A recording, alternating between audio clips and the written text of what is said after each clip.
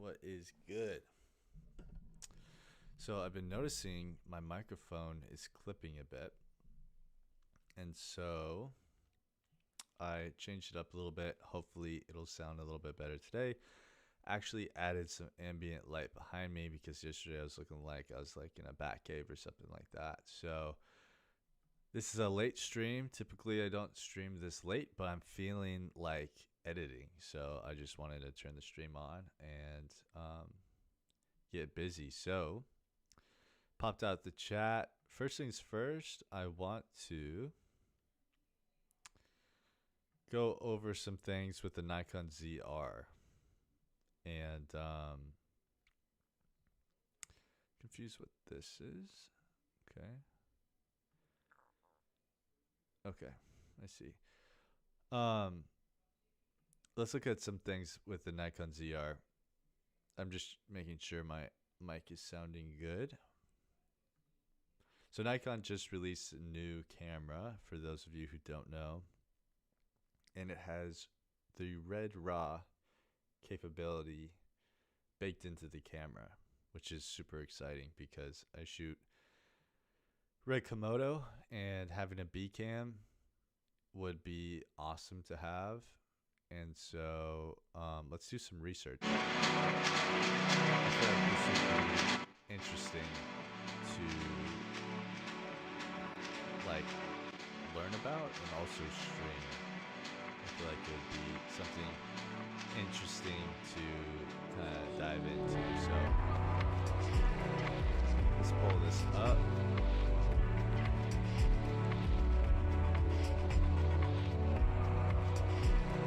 Screenshot.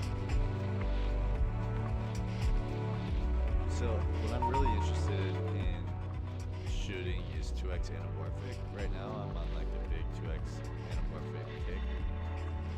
I'm gonna go to chat GPT here. This is gonna expose me on my chats with chat GPT, but let me pull up the screenshot and say explain his caption to me in simple terms.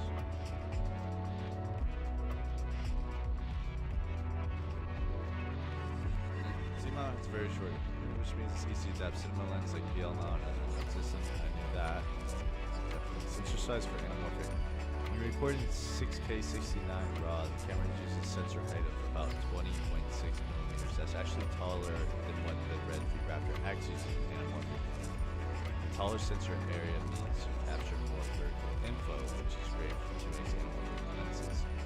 Resolution you end up with after cropping from proper 2:4 when delivery. So on a widescreen, you still get 4,000 by, which is plenty for 4K delivery. Limitation right now, the camera doesn't yet have a built-in D-squeeze option. So this looks really good for me. That's really surprising. I guess shooting in 6K, that makes sense because when you crop it down, you can get a nice image from that. So that's cool. Limitation right now, the camera doesn't yet have a built-in D-squeeze option with stretches. That's kind of bummy. I knew that as well. But in plain English, the Nikon ZR is very good for shooting with 2x anamorphic lenses because of how much sensor height it uses. You'll get high-quality 4K widescreen images after cropping. The only catch is at the moment you need an external monitor to see the image correctly while shooting because the camera doesn't yet D-squeeze anamorphic footage internally. Yeah, let's see, how does this compare to the Red Komodo sensor shooting anamorphic?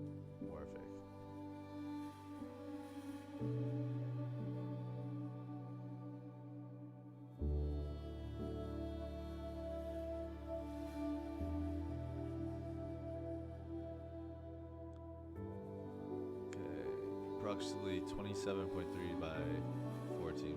Full height is 14 minute vision. So if you use 2x anamorphic, you'll often be using most of the height, but because of squeeze, you get a different final aspect ratio.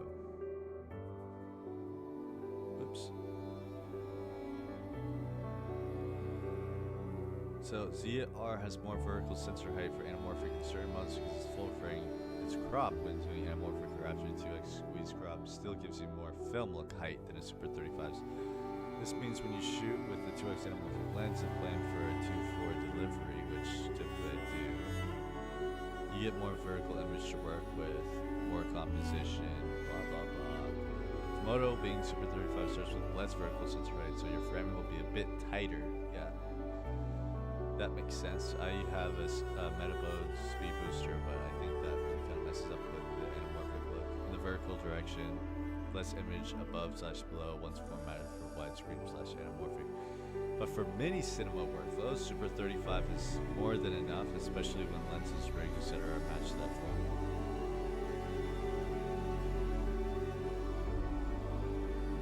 You'll need either very wide anamorphic lenses to match similar wide angles, so as set more full frame anamorphic look, wider field of view. Given lens focal length, this can be more dramatic / wide. I'm looking for a greater field of view. Mono focal lengths hit more in line with existing anamorphic lenses designed for Super 35, may get more compressed depth of field or imitate look for the same focal length. The sensor is smaller, but need lenses built for that system adapted. Okay. Cropping potential vertically if needed, you're still getting high resolution, less near red, etc. It's low flexibility. Less over to crop down. This means some cases less wasted image, but less vertical around if you want. Does the ZR overheat? I don't know if I see anything about it overheating. By the way, this is the Nikon ZR.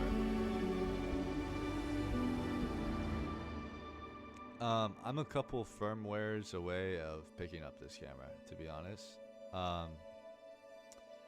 Once they release some firmware to make this a little bit better, then I'm pretty sure I'm getting this one.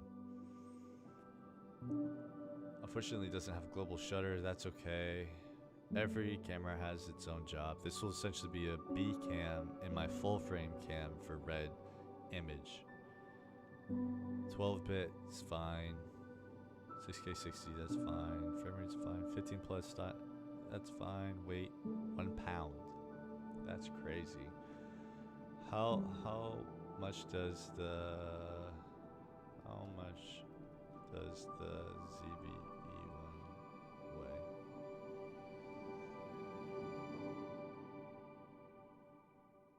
£1.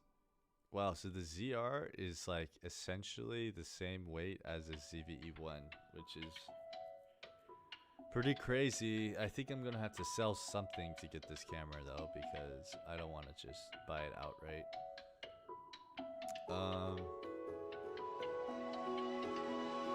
Cool. That's really, really cool. I love how big the screen is as well. It's nice. Let's do some more research. Bottom line, which is better, depends on your priorities. If you want maximum vertical space, a wide cinematic look, okay, adapting lenses and using external monitors, post-crop, ZR gives you more advertised workflow consistency. I mean, I'm assuming that Nikon is going to release an update for the camera, firmware update for the camera to make it so it accepts anamorphic. And when it does that, I'll be very interested in this camera. If not, all good. If your priority is workflow consistency using anamorphic lenses you already have, maximum light per pixel, more native obturation, less cropped overhead corner might still be more efficient and tried and true. I'm a bit confused about people saying super into X and anamorphic were made for each other. Is this actually the case?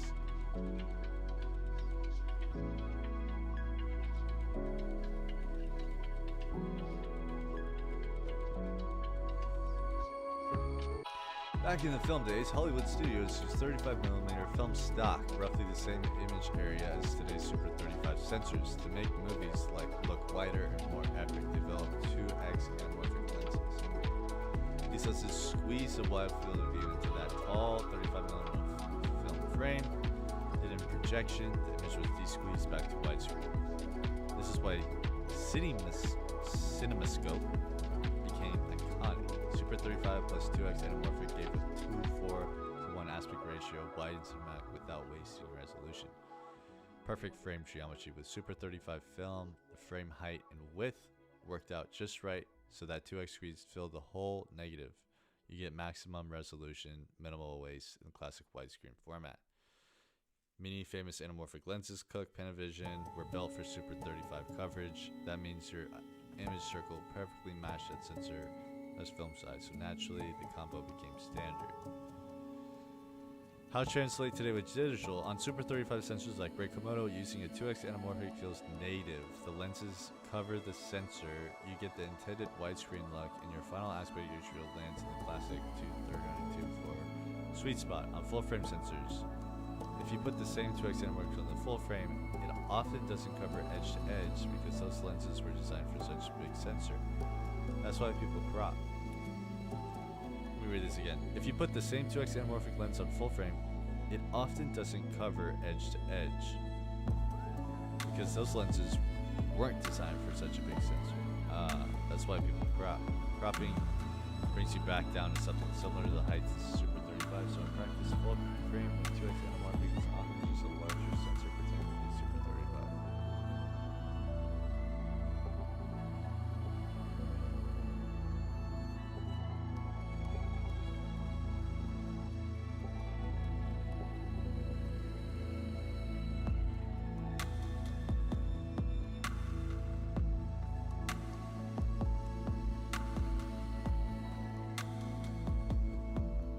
What if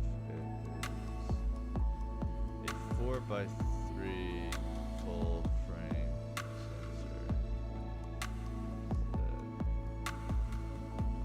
instead of 16:5?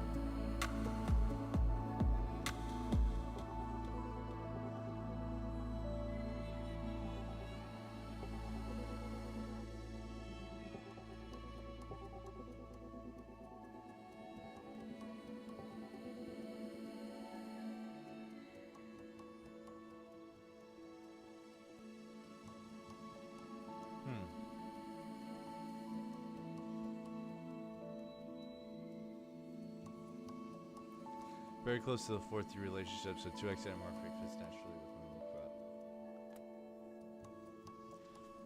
Got a hair in my mouth. Okay, but I'm confused.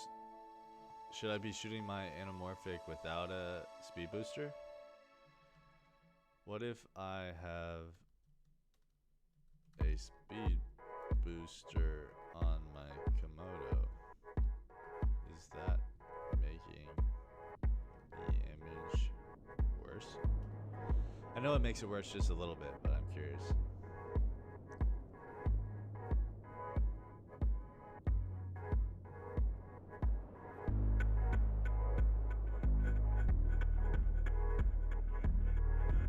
Yeah.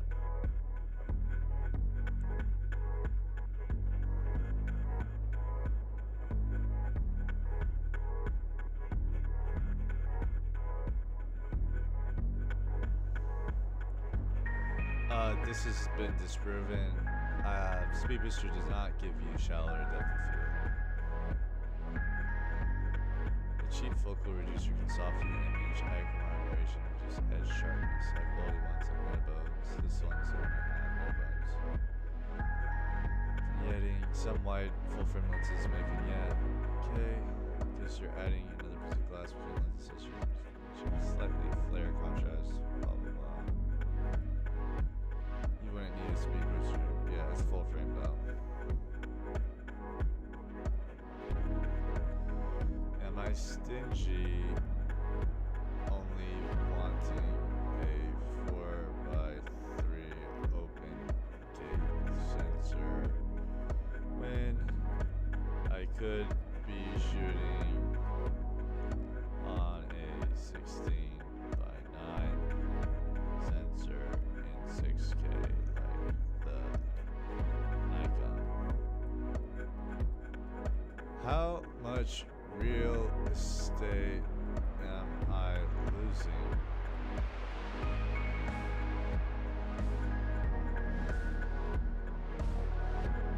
Yeah, sensor geometry that's a good way of putting it. It is tripping me out. It's like too much.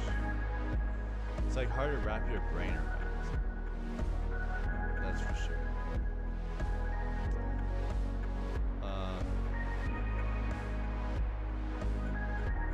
Let's compare the math.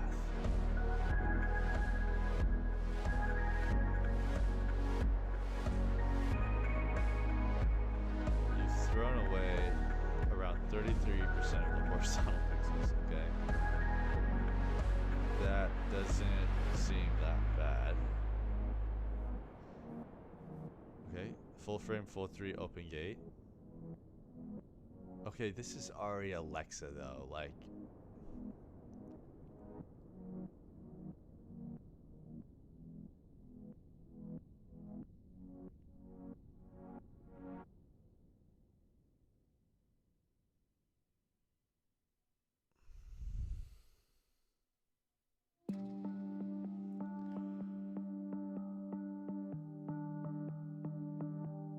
Oof, 1/3 is.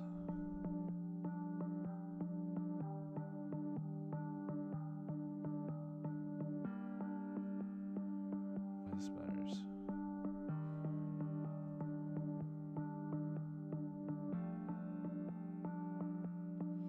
Okay, so if my final delivery is 4K, then I'm a little bit confused. But having a 4:3 open gate feels cleaner, more faithful. You're not wasting pixels and you preserve maximum vertical field of view. That's why high-end cinema cameras already red Sony vids include 4x3 or 6x5. But doesn't 6x5 anamorphic mode only use a certain part of the sensor on the Komodo instead of utilizing the whole thing?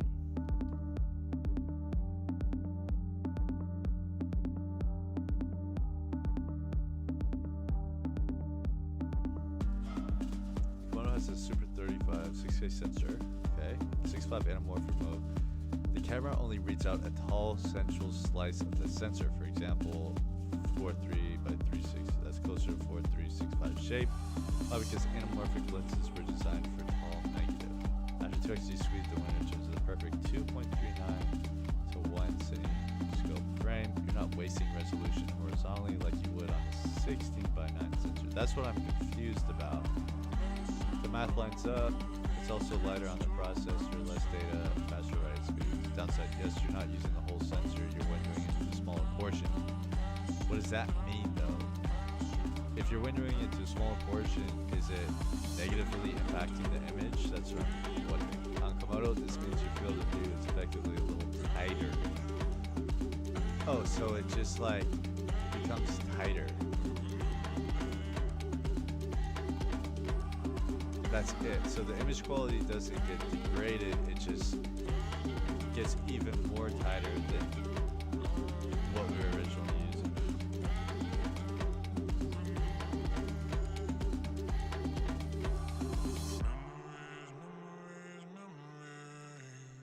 Interesting.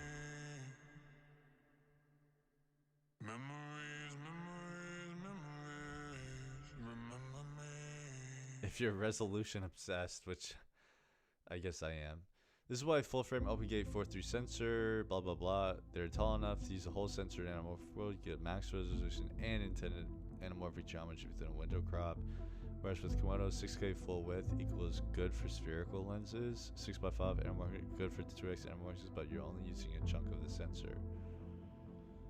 So you're right, Komodo is efficient in terms of aspect ratio, but it does sacrifice total sensor real estate. The trade-off is less wasted pixels, more correct aspect ratio, but at the cost of using only part of sensors. Can you explain in detail what the cost of using only part of the sensor is? Let's go in deep because this is where a lot of confusion comes from. When you use only part of the sensor, like the Komodo 6.5 anamorphic mode, there are three main costs. Field of view shrink. Whole sensor equals you using maximum width and height. Window and crop sensor, you're effectively using a smaller sensor. This means your lenses feel more zoomed in. Example, a 40mm anamorphic lens on a full 6K width looks like a wide normal shot. In 6.5, the same 40mm behaves more like a tighter shot because you lost sensor width. So not only are you having to zoom in because you're using a Super 35 lens, Super 35 sensor, you're also having to go even more zoomed in because in 6.5 crop, you're only using a small part of the sensor in that mode. So when you crop to a person's sensor, you throw away pixels. So Komodo full 6K full sensor is around 6K 19. Komodo 6.5 anamorphic mode, 15 megapixels, 4,320. After 2x D-squeeze, that's still plenty of 4K delivery, but it's fewer total photo sites used in the whole 6K. The cost here is less captured detail, oversampling potential. With fewer pixels in play, images may be a touch noisier. Okay, so it adds more noise. And not as dense when downscaled to 4K. Okay, so the cost here is it adds more noise when downscaled to 4K. I know this is a little bit boring, but we're figuring this out because this is stuff I've been wondering for a while. Light gathering, noise performance. This is subtle but important. Each pixel on the sensor gathers light. If you use the whole sensor, you maximize total surface area, gathering light, better signal than noise. Cropping fewer photos equals less total light gathered, slightly worse noise performance. Okay. 6x5, you may see a touch more noise. What you're not losing dynamic range, you're not losing color science, and you're not losing anamorphic geometry.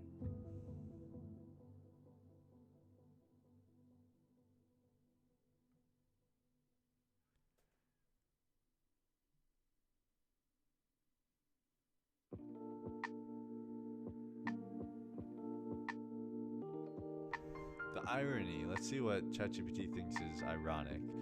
On Komodo, full 6K plus crop and post uses the whole sensor. Best field of view, best noise, max resolution, but wastes pixels horizontally. More efficient ratio for anamorphic, but at the cost of width, resolution, light gathering. That's why cinematographers with big budgets love open gate 4:3 full frame sensors. Both get efficiency and full sensor real estate. Okay.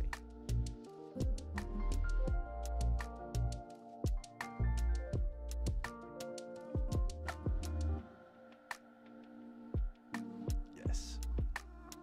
Let's see what ChatGPT can come up with. I love ChatGPT. ChatGPT is an excellent resource.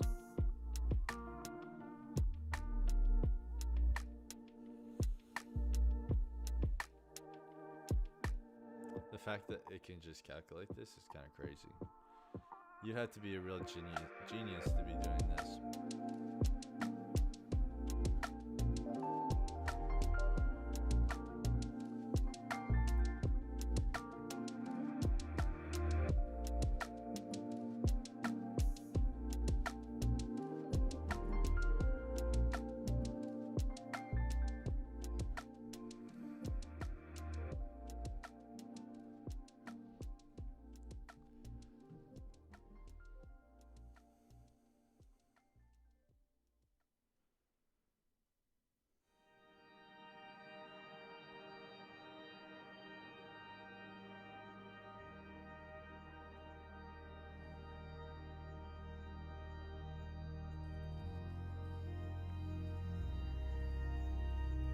actual final pixel count here is 27.2.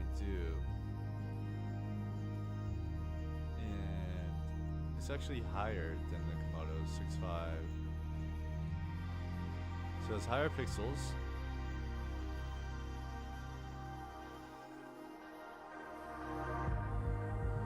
And it looks like higher resolution. Pixel efficiency. 33% of width is discarded.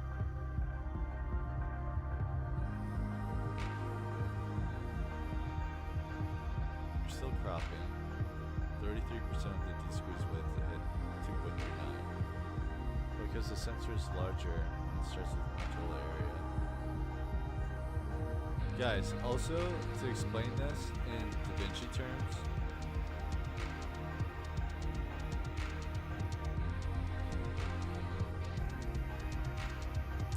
I don't have my SD card.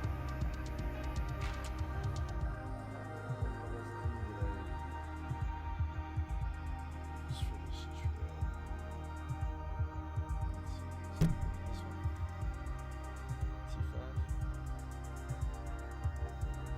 T5. Blur Vision, what's up? What's up? We're learning about anamorphic lenses right now. Fun stuff, right? Does this have my Alaska stuff? Yeah, it does. And also, I figured out how to move masks in Davinci. And I'm going to be showing how to do that. So, what this is saying of 2.39, I know it's a little bit of a late stream. I appreciate you coming anyways, Blurvision.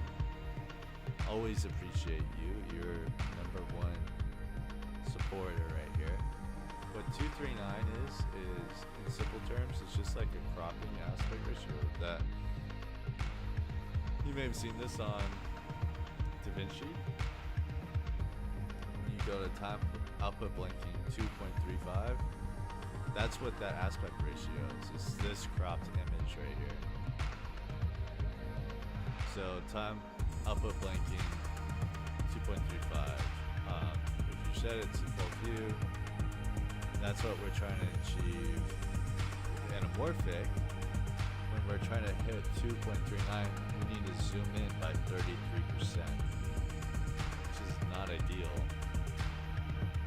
But because the sensor is larger, it starts with more total area, you end with slightly more final pixels. You also benefit from full frame total light, bigger sensor. Music is too loud? Sorry. I need to get that figured out. How about now? Is that better? I'm trying to get rid of my beeping noise that's coming from my mic. I need a better mic, to be honest. My mic is not good, and we need one that doesn't blare in people's ears. Like that sharp noise. Is that better? Can you hear that better? Test 1 2 3, test 1 2 3. Cool. Hopefully that makes it so. Can you hear like a beep, like my microphone beeping? Like, okay, we're gonna do a test. It's gonna be quiet. If you hear the mic high-pitched noise, let me know.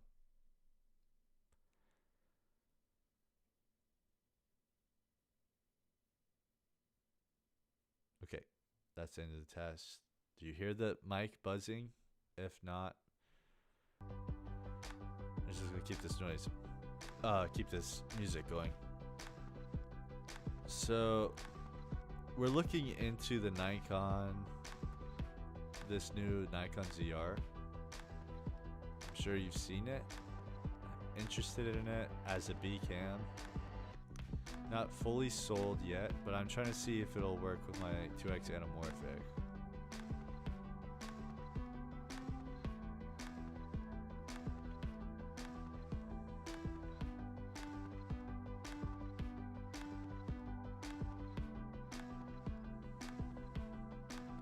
But this is the system I want to end up with. So I'm just interested.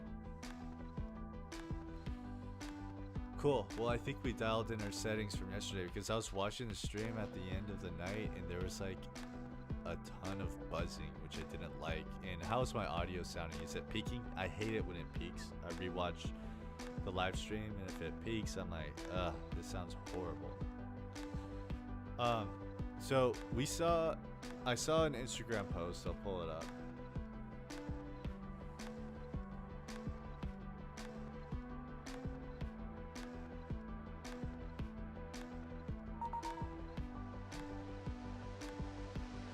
That is basically saying 2x anamorphic on Nikon, red ZR, the short 16mm flange. I know this. Supposedly it's really good to adapt PL. That's great. The sensor turns out to be great for anamorphic capture. Recording 6K 16:9 red code RAW gives you 20.59mm sensor height, which is nearly the same height as the V-Raptor X in anamorphic mode, and even taller than the traditional 18mm height. So basically, we're trying to finish this. And it says resolution after crop is 4000 by 3402 for 4K 2.4:1 delivery. Yeah, I just don't like the sound of it. Is it peaking though? Like, do you hear it peaking? I hope not. Basically, with 2x anamorphic, you gotta have a certain sensor that really the best sensor for anamorphic is 4x3 open gate.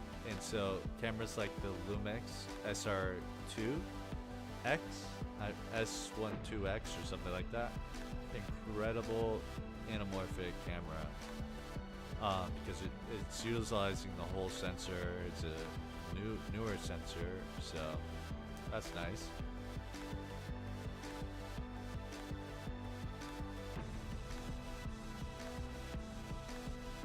So we learned that the costs. Okay, music a little tad bit lower. Yeah, this song is a little crazy as well. So we were learning the costs of shooting 2x anamorphic in Komodo's 6x5 window. Essentially, what we learned is it zooms in, it becomes tighter, the field of view becomes tighter.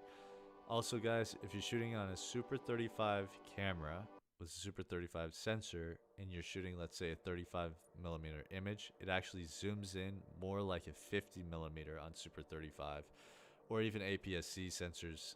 That's what happens when you use a 35 full frame sensor. It crops into more like 50. And so the Komodo has a Super 35 sensor, so it crops in natively. And also when you do a 6.5 window for an anamorphic lens, you are double cropping in, and so my 55mm probably turns closer to like a 75 2x anamorphic lens, which is not wide at all. So I'm trying to figure out, obviously the 16:9 sensor is like not ideal either. That's not what I'm wanting, but we're trying to see what this guy is saying by this image. What he's saying, he says it's great for 2x anamorphic, but it's also a 16:9 red code raw, so I'm not sure. Yeah, I'm not sure what exactly the crop ratio. Let me ask, what is the crop ratio for Super 35 sensors?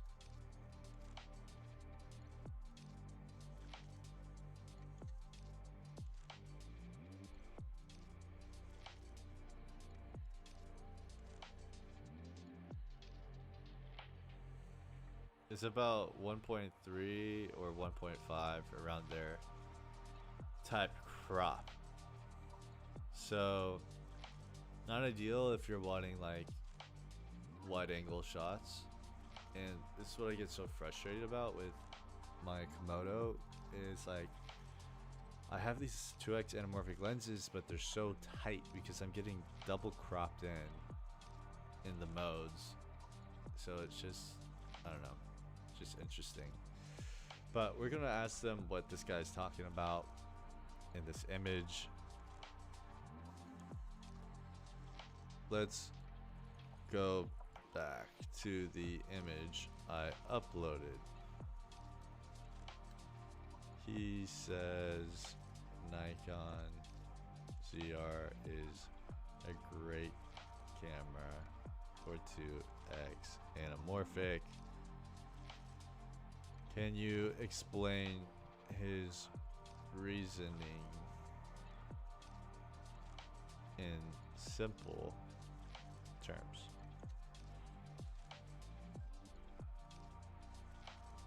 He's basically saying the Nikon ZR works unusually well with the 2x anamorphic lenses, and here's the reasoning in plain English. The Nikon Z mount is very adaptable. We know this one. This is easy for us to understand. Okay, Z mount, cool. It works with PL, it works for E, it works with EF, cool. The sensor height in 6K is bigger than expected. In 6K 16:9 RAW, the ZR uses about 20.6 millimeters of sensor height. For comparison, the Red V Raptor X, which is like a $40,000 camera, by the way, $40,000, in its anamorphic mode only gives 18 millimeters of height. More vertical sensor area equals you capture more of what the anamorphic lens projects. That's a big deal because anamorphic lenses were designed for tall film frames. And what's crazy is this guy knew exactly what to say to get me to be like, okay, I'm spending more money. But I'm not actually going to spend more money. I'm just like considering this as an option for a B cam because I have a Red Komodo. I wasn't planning on messing with the ZR, but this looks like a really nice setup. The thing is, the camera does not support in-camera D-squeeze. You have to have external monitor that supports that D-squeeze function. So, plenty of resolution after cropping. When you D-squeeze 2x anamorphic, the image is super wide. Too wide for standard delivery. It looks like a little sliver on your timeline when you D-squeeze 2x anamorphic. You crop down to CineScope 2.39, which, by the way, guys, what I was showing earlier, you go here to timeline, output blanking, 2.35. This is 2.35 aspect ratio. It takes away some of that height here and the bottom. Okay. So we're all following this. I'm following it. It makes sense. Okay, so far it makes sense. You crop down, blah, blah, blah. You still end up with a 4K plus image. That means you're not wasting too much sensor and still hitting modern resolution targets, which is unheard of on a 16:9 sensor. Typically on 16:9 sensors like the FX3, you are losing a lot of resolution, but let's compare the ZR with the FX3. The only missing feature right now, like we're saying, is the D-squeeze. It's not supported by Nikon.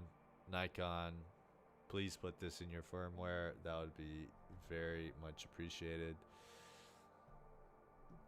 So in simple terms, because it has a mount that takes, well, yep, it uses a nice tall chunk of the sensor, better than some red modes, and still gives you proper 4K image after cropping to widescreen. The only catch is you need an external monitor for D-squeeze. That's not the biggest deal breaker. But as soon as somebody says, "Hey, this camera is good for 2x anamorphic," I'm like, explain to me why. Like, explain the details because it's so hard to wrap my brain around. There's so much like aspect ratios. It's getting converted to this, whatever. But it sounds like ZR is looking good. Let's compare ZR with the FX3 sensor and give me the height of that sensor, as well as how much we will have to remove on the edges. I think the difference is because this camera, the ZR, can shoot in 6K versus 4K of the FX3.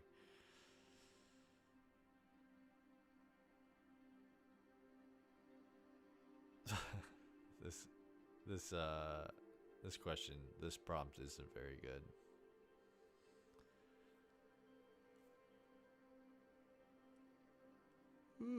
So it's 9 o'clock.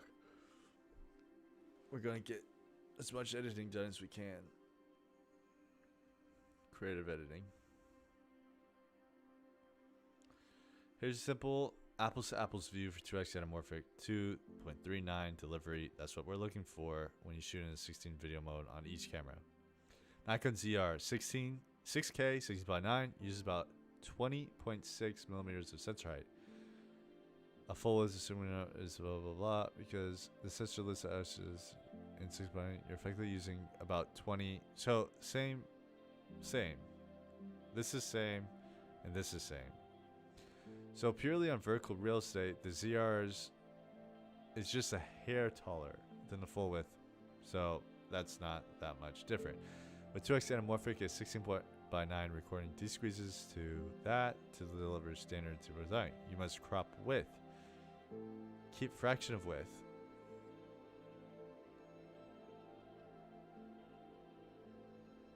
That percentage is the same for both ZR and FX3. I am calling cap on this guy's caption. I think this is bait. I don't think that this camera works exceptionally well. I don't think that this would work exceptionally well for 2x anamorphic. I think it just works the same as others. I don't know.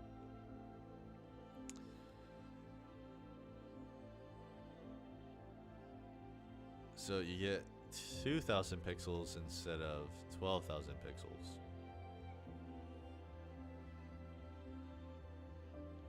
Just for vertical capture, side crop, identical 16.4 per side on both when using 2x.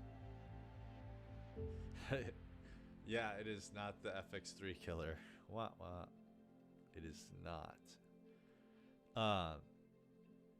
But it's comparable. I mean, it's the same. And this is kind of a niche subject, 2x anamorphic. Like, this camera wasn't built for anamorphic clearly because they don't even have D-squeeze built into their camera. But I am looking for a B cam to my Komodo. This has red raw in it. So it's an attractive option for me. I think what this guy is saying is a little bit cap. I think it's a little bit cap, in my opinion. You're hearing the truth. Because you're still deleting 16%, zooming in, cropped. But again, the ZR is better because it is 6K instead of 4K. That is better. If you want to avoid throwing away that side width, you'd use a 4x3 or 6x5 anamorphic mode where available instead of a 16.9. The FX3 doesn't offer a tall 4x3 open gate video mode, neither does the ZR. If you want, I can also show the effective field of view change. Alright, well, we got that figured out. I think it's cap. I don't think it's that big of a deal that the ZR can do that. FX3 can do the same thing. I want to show you guys something that I figured out. So yesterday I was trying to move my little guys around, my little cutouts around, and it was breaking and it wasn't working. And what I discovered that you need to do for magic masks is in the color tab, you do the magic mask here. So this magic mask is this little guy here. So let me show you. It's this guy. This is this. Okay. And I put this guy here. And you put a transform node after that, and then you put the alpha output on that transform node, and then you do all your transformations here rather than. So that's how you do that. It's pretty useful to know. This, I would like it to be a little bit more like maybe the opacity less on this one. There's something going with this one that I would like to change a little bit. So definitely not opacity, maybe a little bit of opacity. But this looks pretty cool out here. And there's another one of me here. So again, you create your magic mask here, which you do in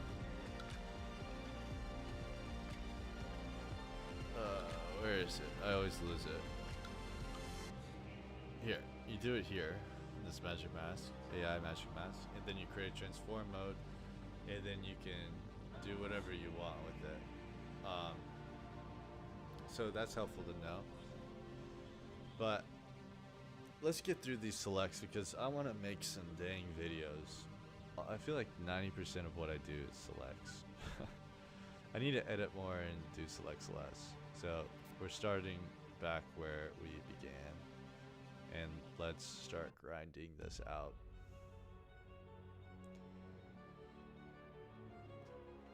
But thank you for listening to my anamorphic spiel. There's a lot of hype around these cameras right now. So, just trying to figure out the right information that's out about it. Of this like you. Huh? Of this like you. Huh? I'm okay right we- now. It might be.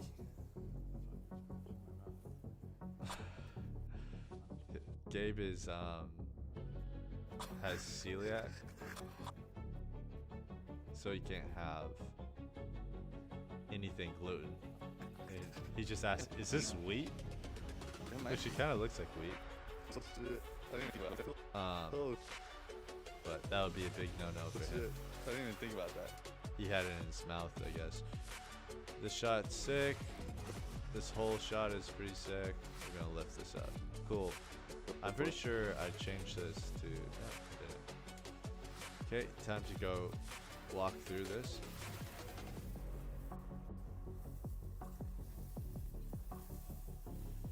Looks very cinematic, nice. I'm not really liking the action I'm doing with my hands, but I think this looks super sick. It's like I'm searching for something. I could use this as a. I could be talking about finding myself or something like that in this section. So that's usable for sure. Let's see if any of this is useful. Yeah, I like that. Does that look sick? Yeah. Don't really like this much.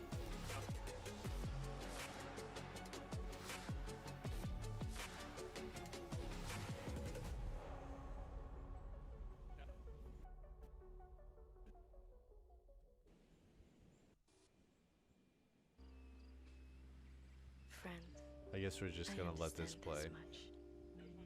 You crushed me open. Pretty sure this is my outro. Listen, we are bells, half worlds. Our mouths hollow like a life never lived, 3, 2, 1, go ahead. because we were meant that way. And because you and I, each on one side of the world, will knock at these walls. No door, And then turn. only ringing. The ringing. That looks pretty sick. And music is a spinning cup full with absence. That looks pretty damn sick. And I have learned this much.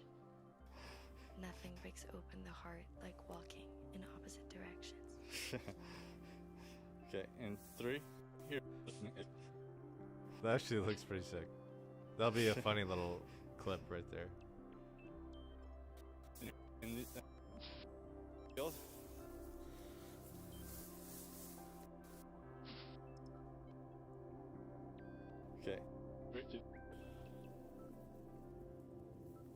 That's sick.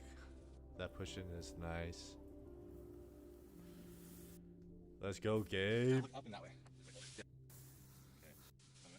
3, 2, 1.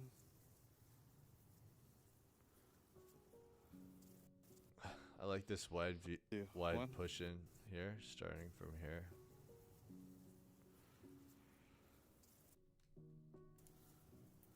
Nice.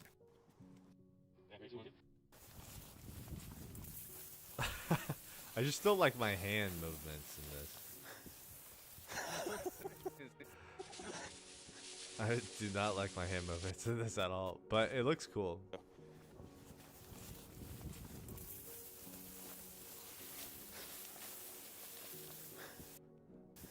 I think it got super dense in the spot that I turn around. This one's much better, I think. It's like I'm actually running.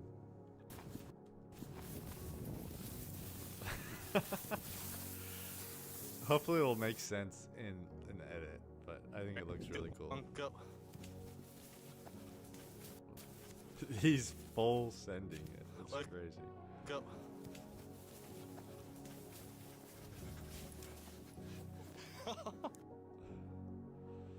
We had a lot of fun on this trip. My little model moment. Come on now.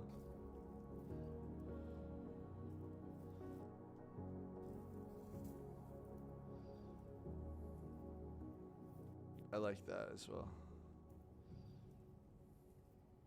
Man, I love the look of these images right now. The color grade feels like perfect for these shots. Nice. Does that look sick? Yeah, I like it. Okay, ready? Yep. I'm like, does that look sick? What's good? What's good? How's it going? X? Yeah, I like it. It's a sick name. Okay, ready?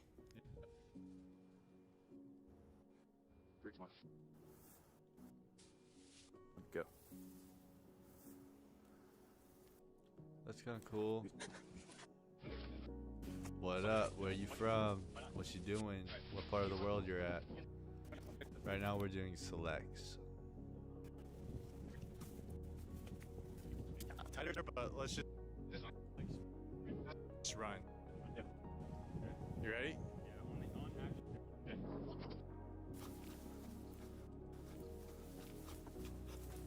Oh, that looks much better. This shot looks sick. Right Action. here. Nepal, man. Dude, there's a lot of crazy stuff going on in Nepal. That's like, I saw that Gen Z overthrew the government. Saw something like that. Is that true? That's 3, 2, 1, go.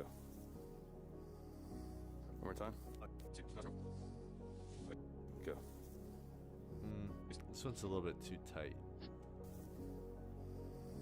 One more time. Like this way or that way?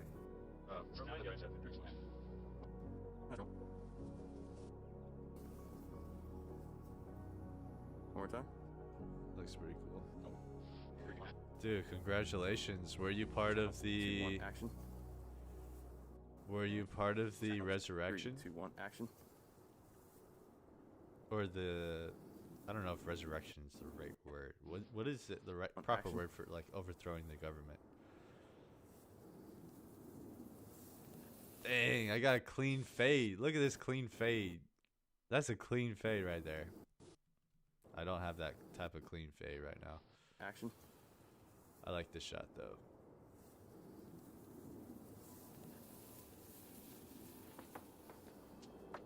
Yeah, that's cool. That's cool. That's cool.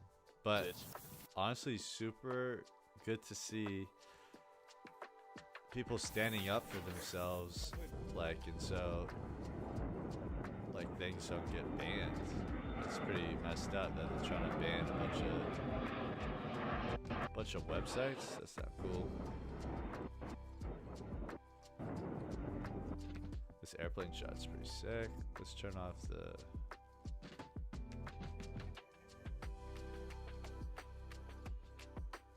I'm from Texas. United States, Texas. Southern boy. That's cool. That shot's sick. That'll be cool travel vibe.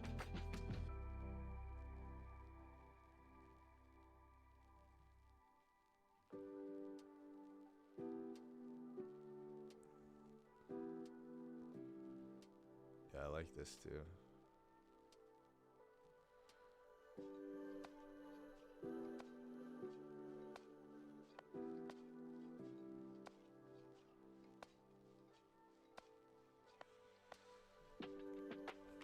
Man, these headphones like end up like hurting my ears.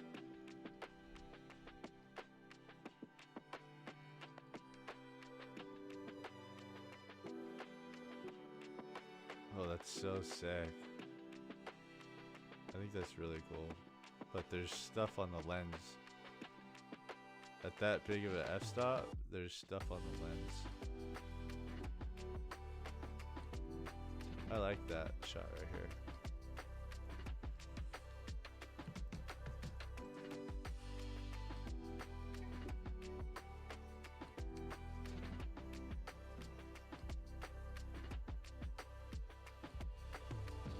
Oh, that's money.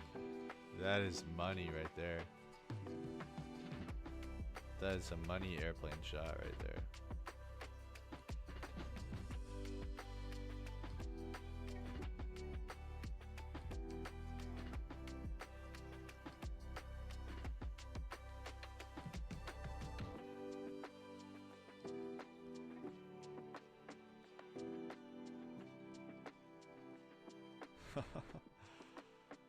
This is a cool shot too. That's a sick shot.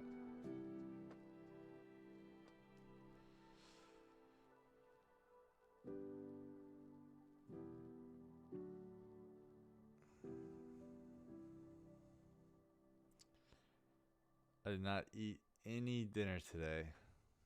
Freaking hungry.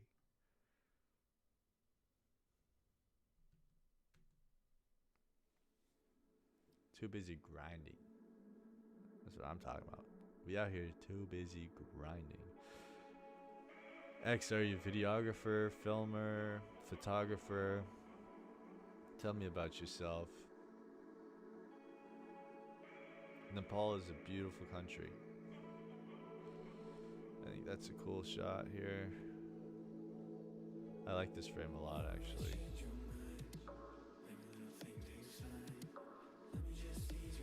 I like him on this third in terms of frames.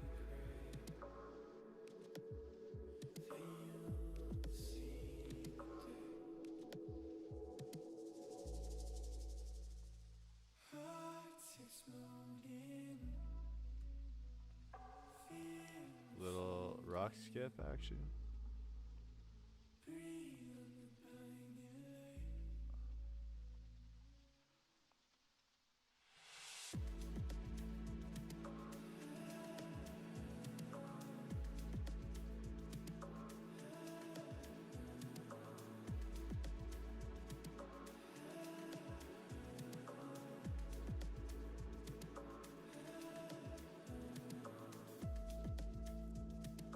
I think this is a cool lockup scene.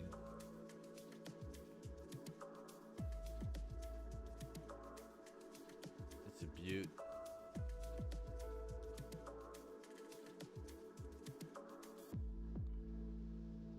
I thought about what you said and I think you're wrong. I don't think I'm downplaying us or what we had, but I understand. I think we were right for each other, just the wrong time. Cool.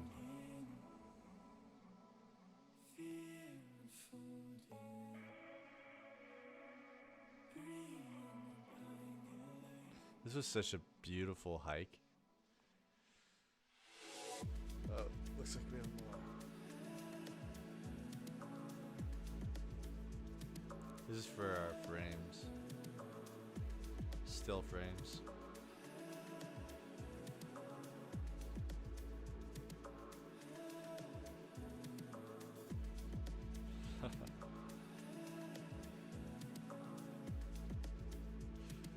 That's funny.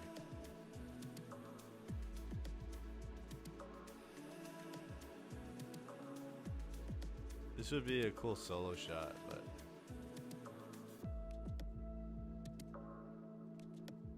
I don't like how he's so blocked off. It's not the best frame.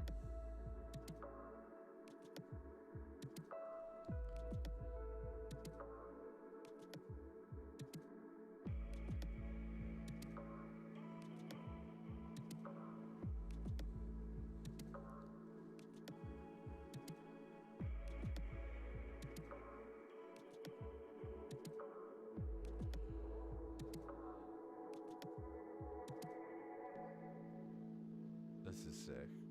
This frame is sick.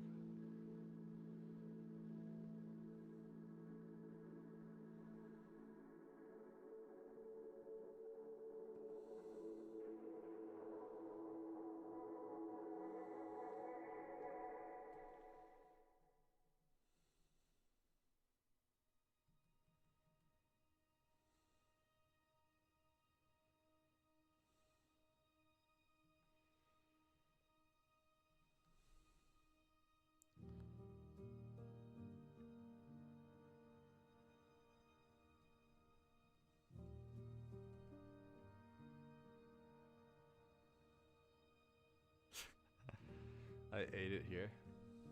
Fully ate it.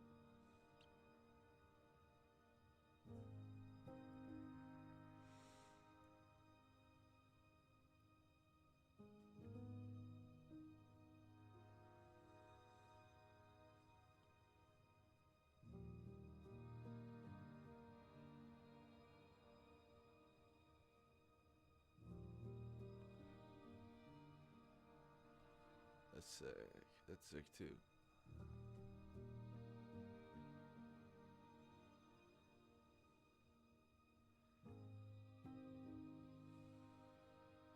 So pretty. You can see like the rays of light coming in through the different parts of the mountains. The water looks so sick. Such a beautiful, beautiful place.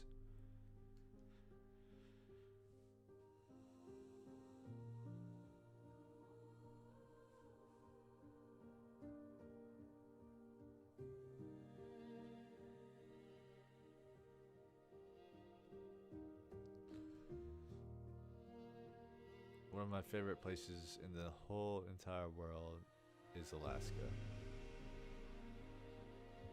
I mean, just this with nobody in it is gorgeous.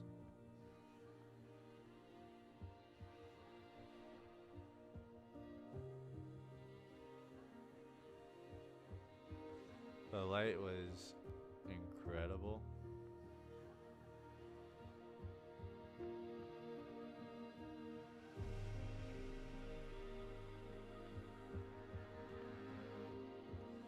Shot in 120 frames.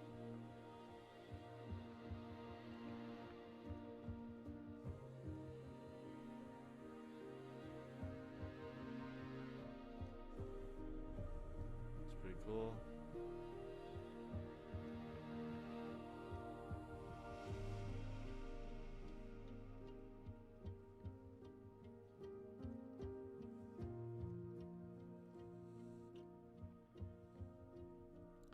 These kids were little rippers. They're built different in Alaska, I swear.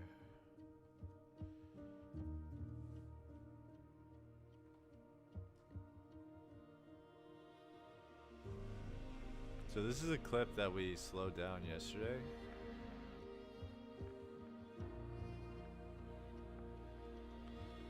I'll show that clip.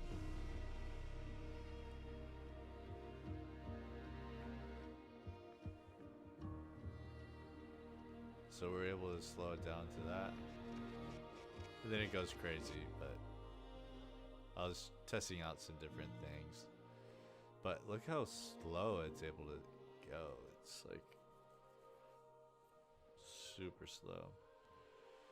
Super duper slow.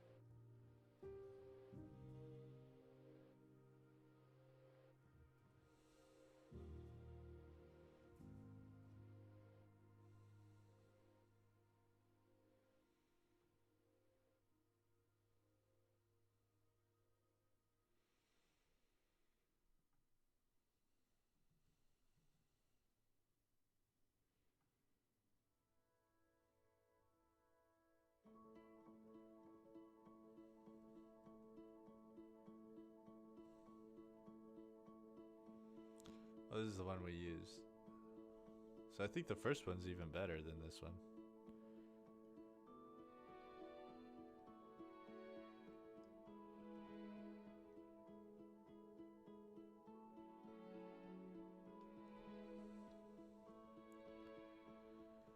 I don't know why this is rotated.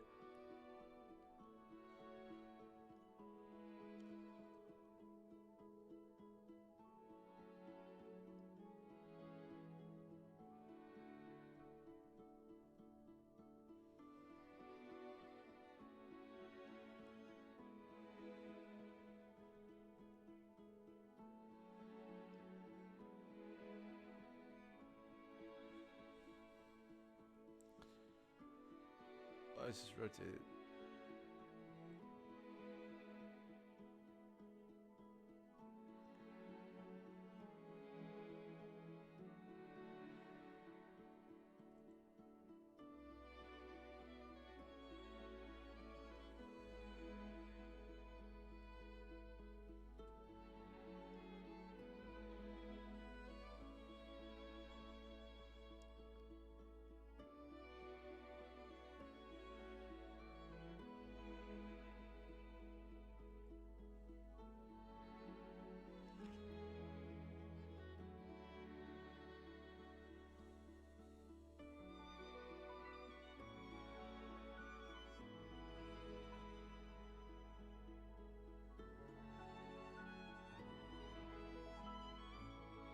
Oh, this is a good one right here.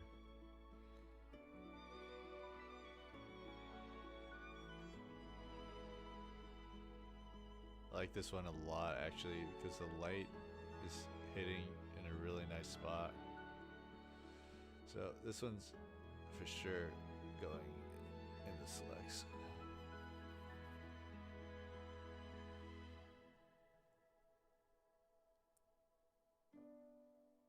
Sure. Definitely. You're not nagging. We're trying to lock in the settings actually. I just want to avoid that annoying beep. This one for sure is going in the settings. Appreciate you're still here. Oh, yeah, this is the one. I think this is the one that we were using. Yeah, that's gonna look really, really nice. I believe that is the money shot. Pretty sure. Yeah, because this one goes down. Yeah.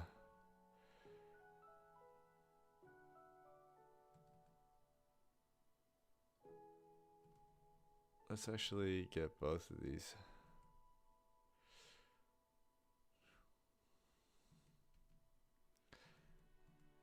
Like, I think this slowed down to 1% is gonna look really, really cool. So let's do that right now.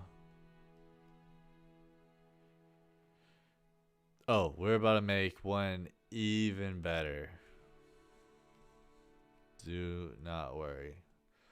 So guys, do you remember how to change the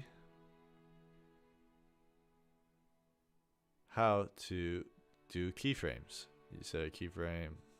So I want to slow down starting from like here. This is like where I want to start slowing down from here to like here. And then let's slow this down to 20%. Because we shot this at 120 frames per second. So already looks pretty sick. What's going to be great about this is I'm just curious what it's going to look like. Let's just make this like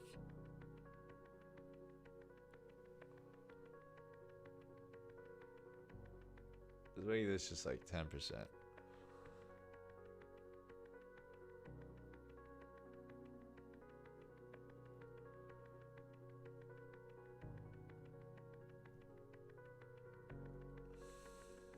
Then let's help these things.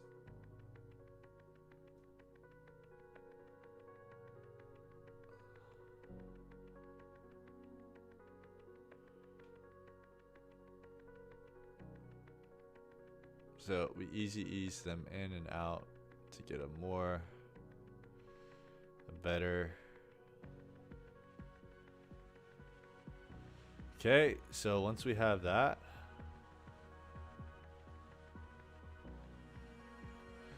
now we go to retime and scaling. Let's do optical flow. AI work better. Render in place. Let's just do H.264 right now. Actually, ProRes is fine. Let's just render that.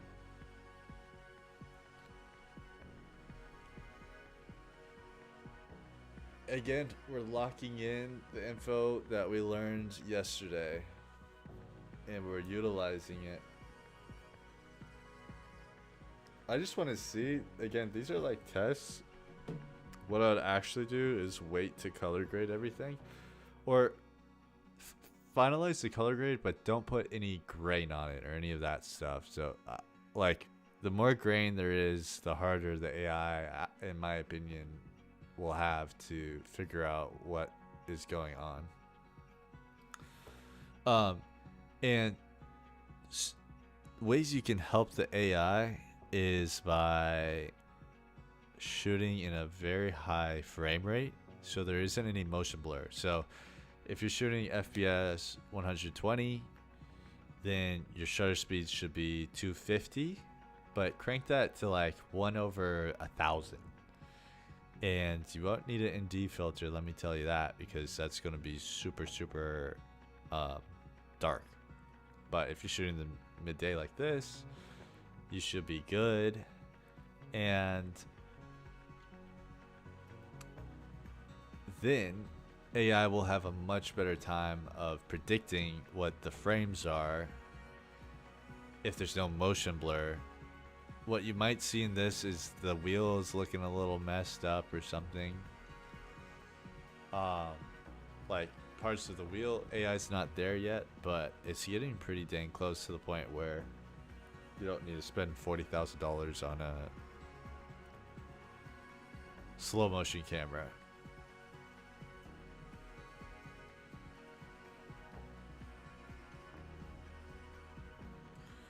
It's almost there. Editing, gotta love it. Takes forever. Come on. 42 seconds remaining. What can we talk about?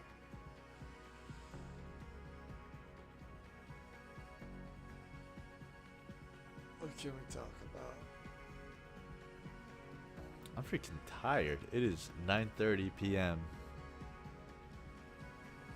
But I'm just so motivated to get to this footage. Like, I just want to start posting again. I've been not posting for too long.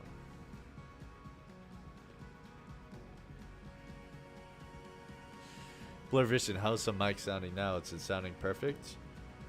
Is it a good level right now? Alright, come on. Show me the goods. That's pretty dang sick. There's a little bit of a weird thing happening in the wheel. Oh my gosh, that is sick. Guys, that is so sick.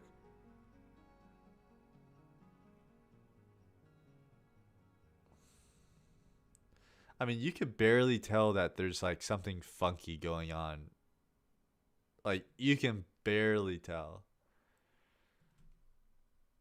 I mean, I would rather take the slow-mo where it's like this than...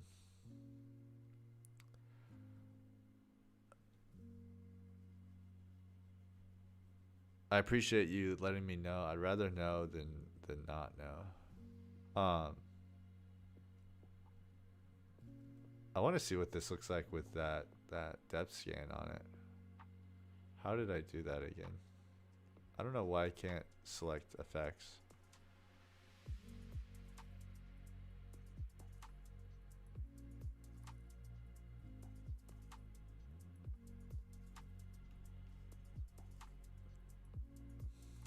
I don't think it's this.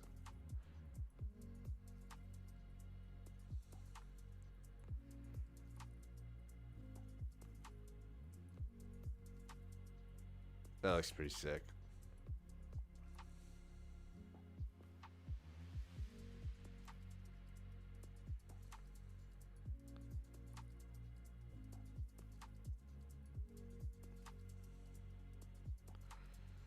That's super, super sick.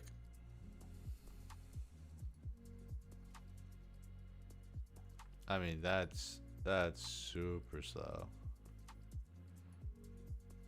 I mean, let's do it again. Let's go. Let's like. Okay, so let's do it again and see if we can get like ultra slow mo. Let's go here. And let's go here.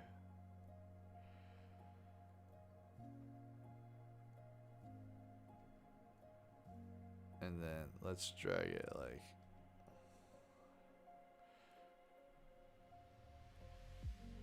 Let's drag it like. Let's try like another 10%.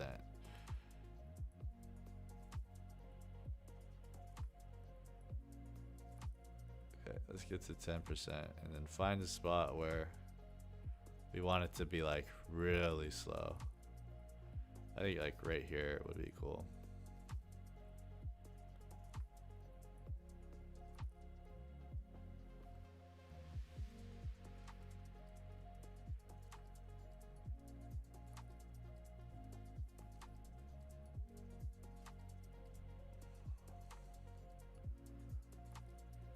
Okay, so we're dragging it down another 10%.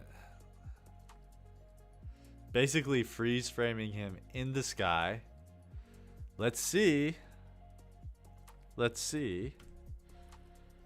if we can get a good result. Optical flow, air warp, speed warp better, project settings, and then let's render in place again. Alright, this is gonna take... Oh, I thought it would take a good amount of time, but it's actually going pretty fast.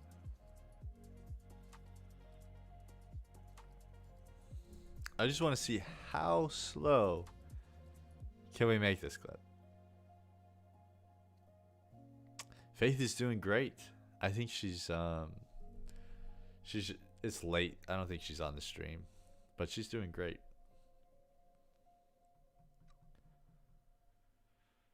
She's doing great.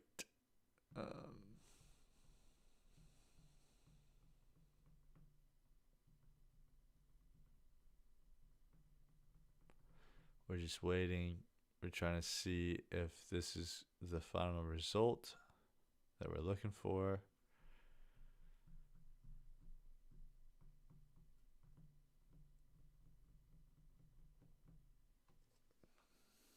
Because if it is, I'm going to be blown away.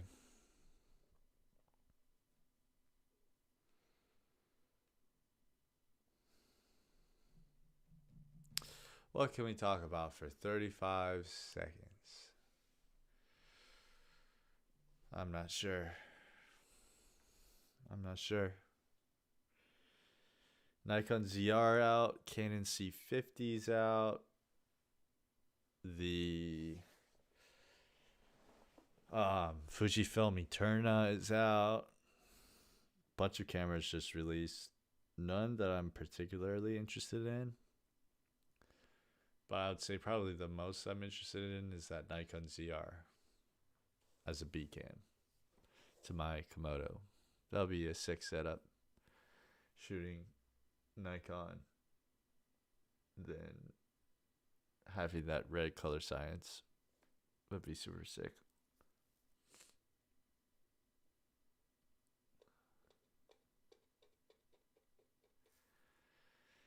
All right, almost there. I'll be amazed. Seriously, I will be amazed if this gives a result that is somewhat usable. If it does, I'm going to be extremely happy. Extremely happy.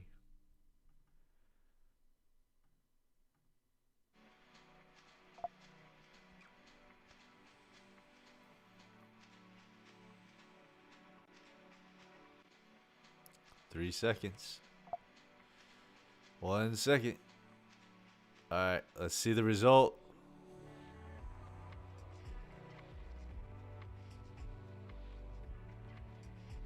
Wow. This is ridiculous. Is this not ridiculous? Is that not ridiculous? Tell me that this is not ridiculous. This looks so sick.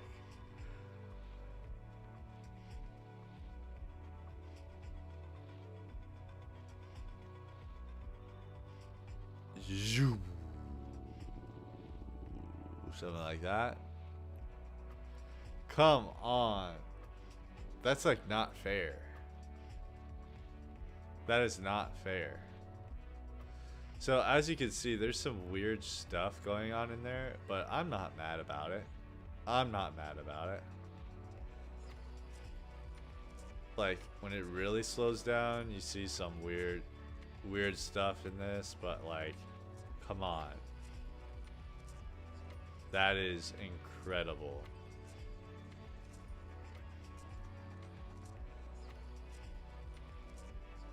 That is absolutely incredible. I'm gonna send this to my friend because I'm like so stoked on this.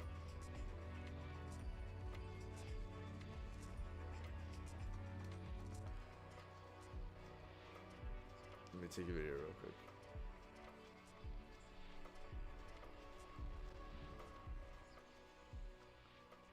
Like, that is ridiculous. Absolutely dirty ridiculous. The fact that we can do this now.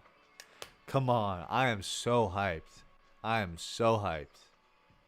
Let's freaking go.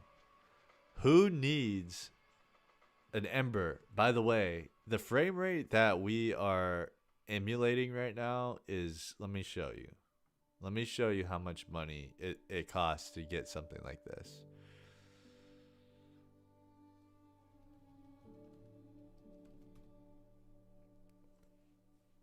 $18,000, $25,000, $8,000, $7,000.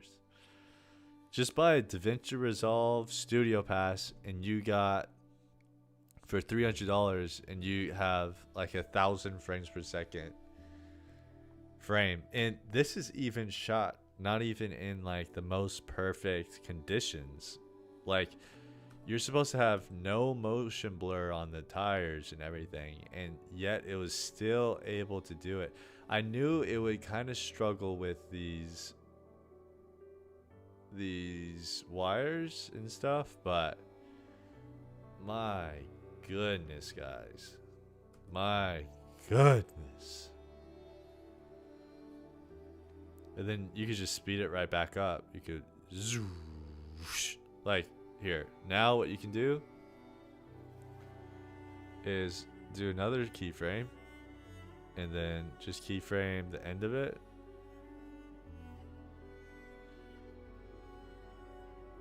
And then bring it to like 400 or something. And then go to your parameters, highlight it, ease in and out.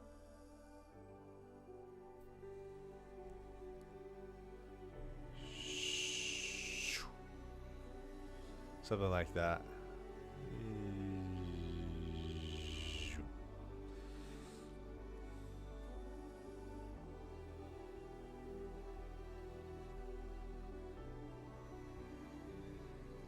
So what we're gonna do when we do this again, we're gonna do this one more time, and we're going to get rid of the grain when we're rendering, make it as clean as possible, speed ram it effectively, but I mean, this is sick. I want more of like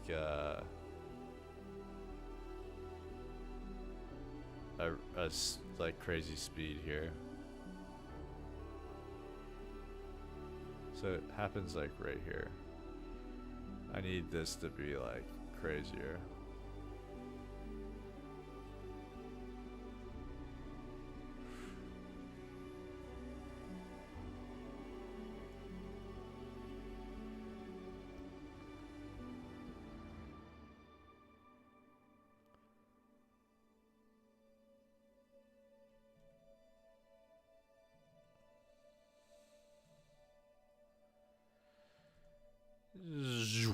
That's the sound effect that I would probably put on it. Just like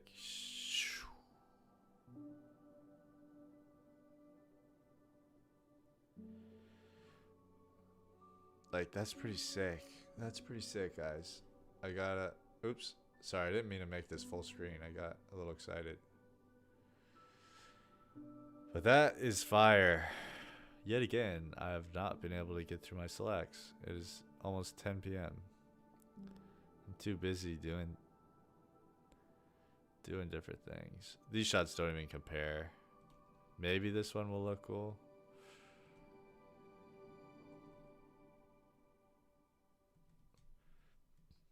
Like, maybe.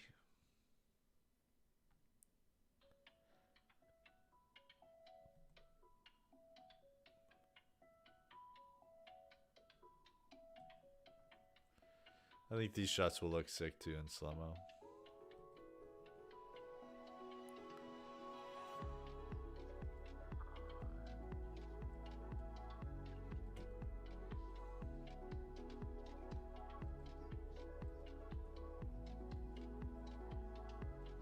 What's a shame with this shot is this dirt is not in focus. That's the only shame with that shot.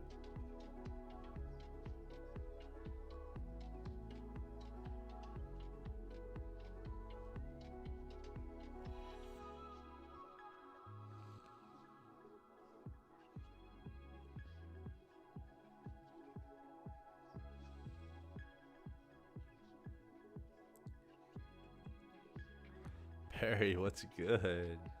Long time no see. Perry, want to see something? Look at this shot.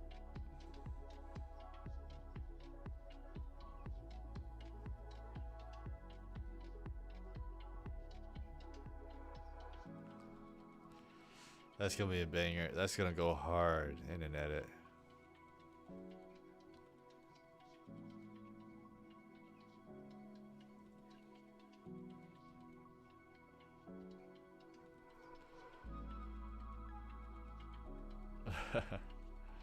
Appreciate it.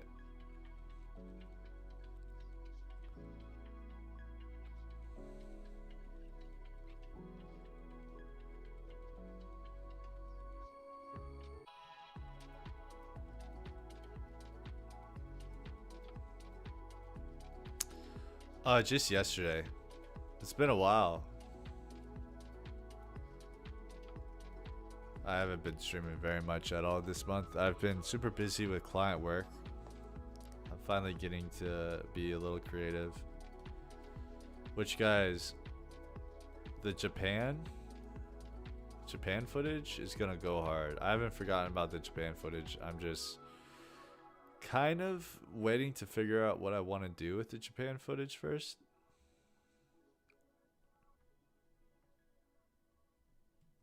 Like, what? I kind of want to write a script for it.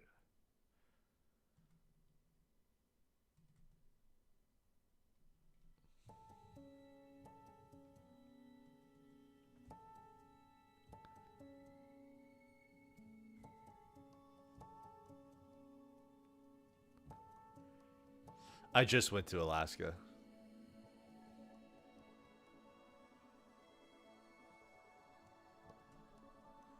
It's kind of a cool shot here. We're kind of moving in different directions.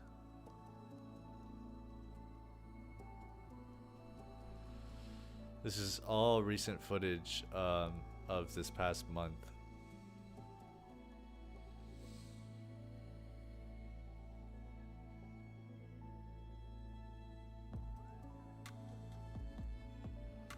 It was super sick.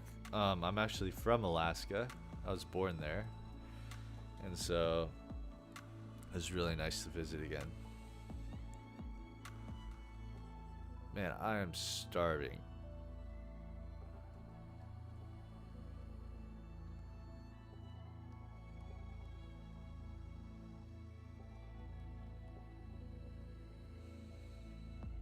Look, I knew that it was a banger shot. There's 3 dudes skipping rocks.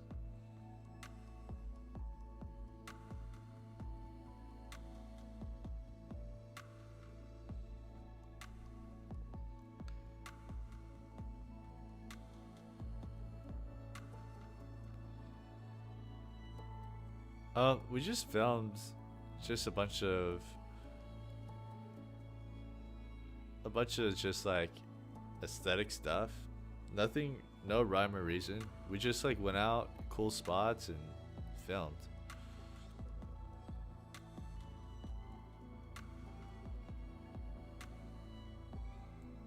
There was no rhyme or reason of what we filmed. We just filmed some cool stuff. I really like this shot. On a windy day, this would go so hard. Is this a duplicate? I think that's a duplicate. Are these duplicates? No, these aren't duplicates. They just look very similar.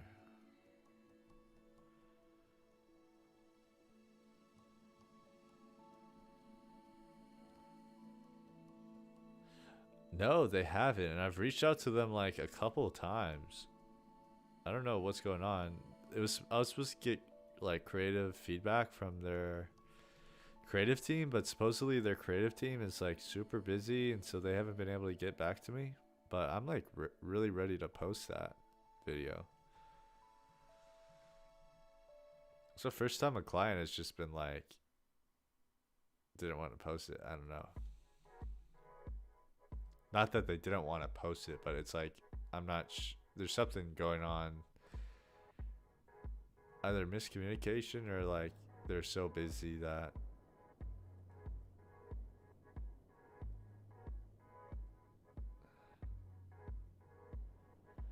I appreciate it. Yeah. Hopefully they liked it. They said they liked it, so I think they're just waiting for the right time. But I sent them an email the other day if I can post it, because they're taking way too long. Like way too long.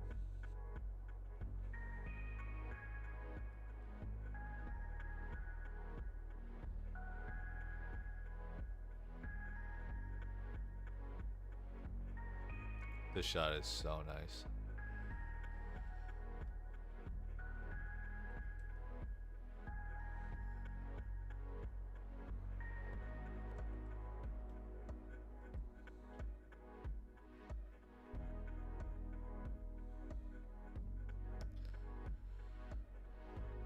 Oh, it's so nice.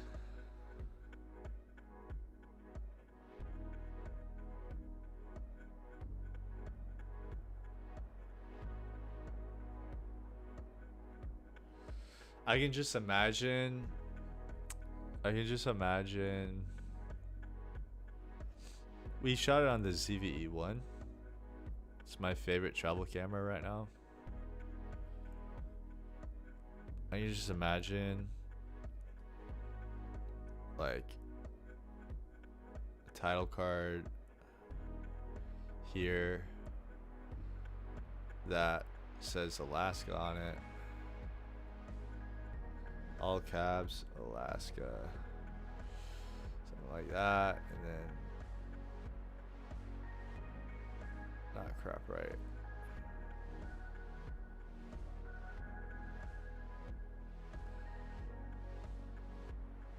But like not hella zooms. Let's try to find.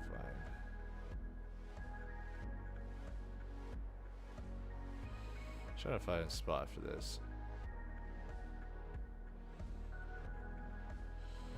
But like in a much different. Like that looks pretty sick.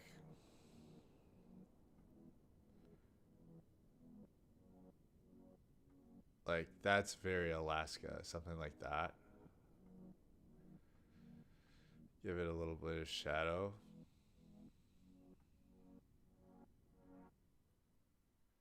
Stroke, I mean. Just something.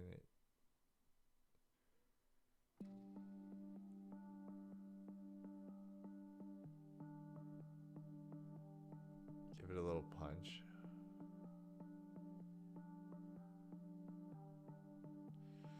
Like to me that looks pretty sick.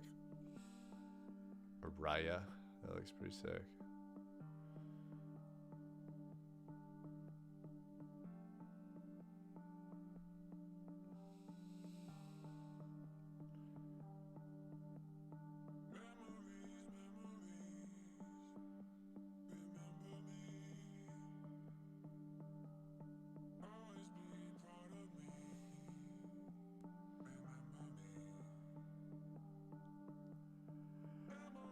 One that I really like is Pragmatica Extended.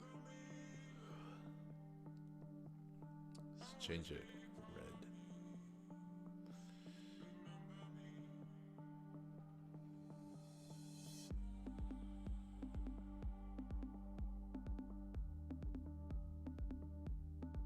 Where's like deep red? Am I missing something?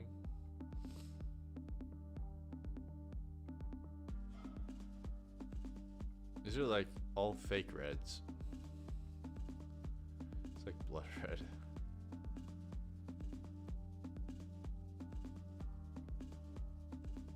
Something like that.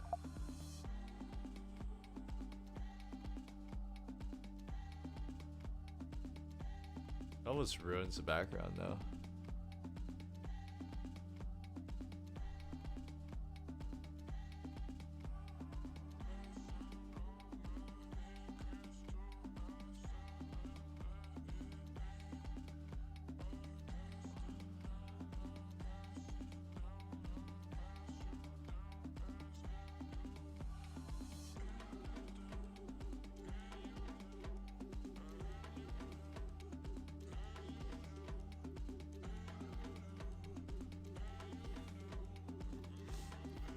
Yeah, you could get a really good deal on the FX30.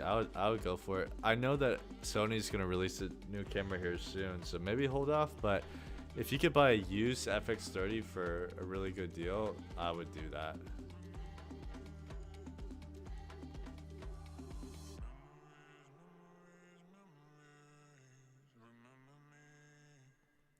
FX30 is an amazing camera.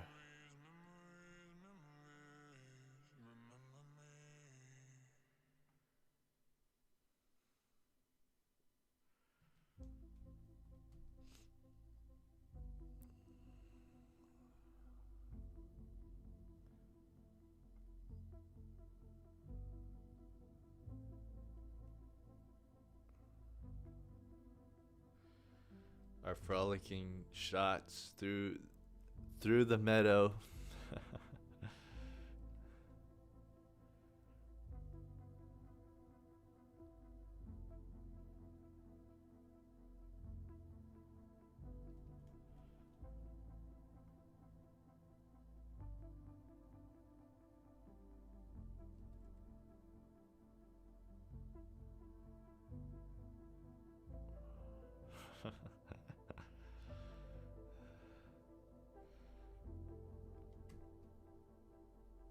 Such a good time.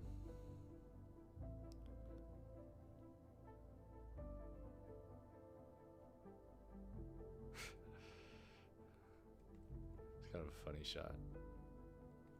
I'll keep it just cause. Oh wow, look at that skipping.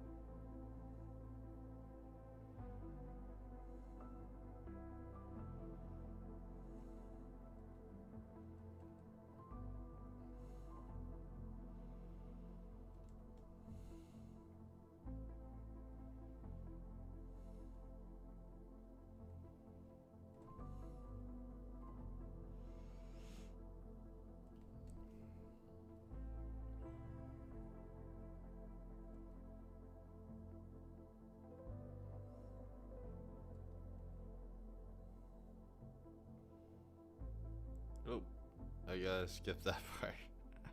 I gotta delete that clip.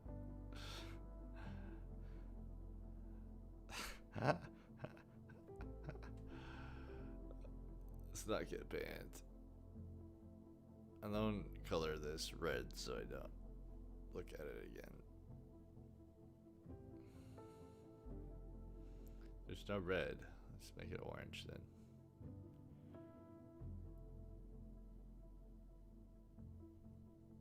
That's a good laughing shot of Jonah. Even though he would hate this if it was in it. He would hate it.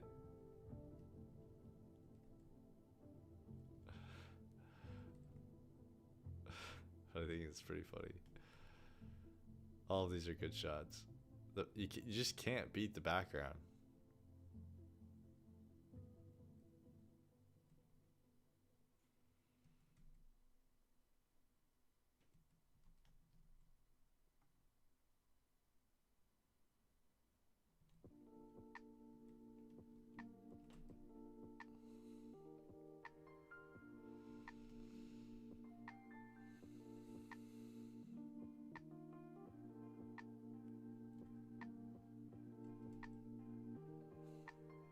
Big rock. That's a big rock.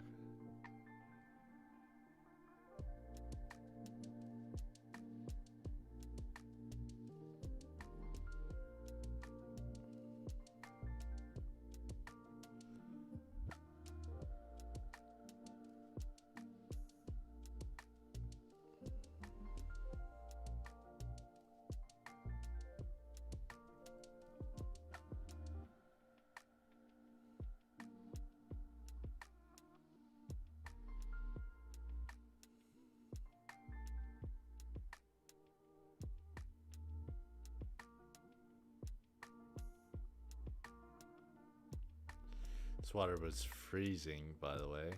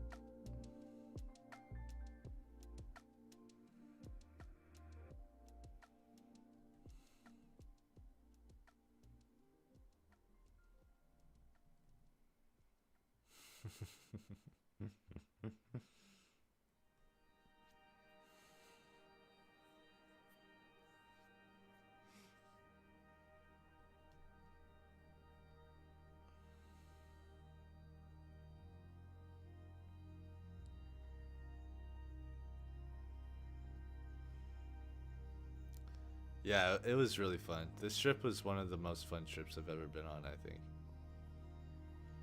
Guaranteed.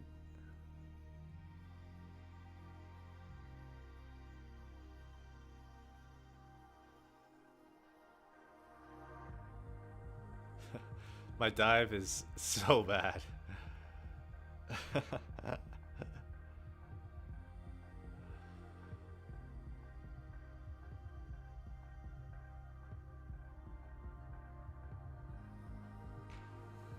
The water is crystal blue too. It's so pretty there.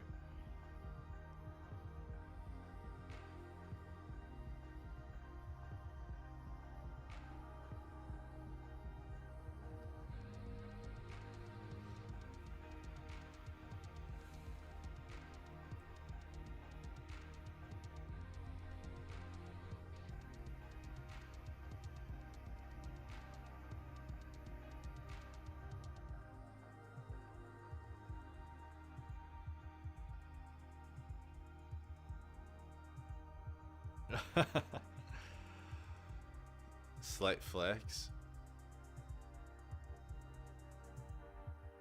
The shot's pretty cool. The blurriness is pretty cool, actually.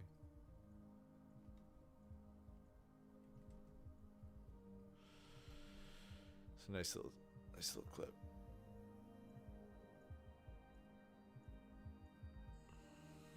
These were the DZO Vespid primes. These are cinema lenses. But the look that we're getting with the grain,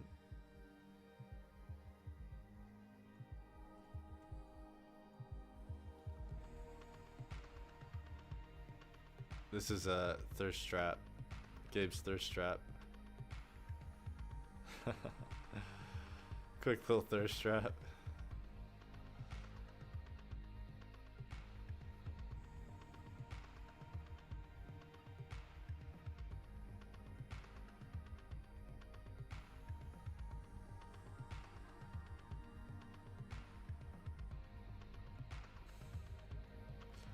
That's very Jonah.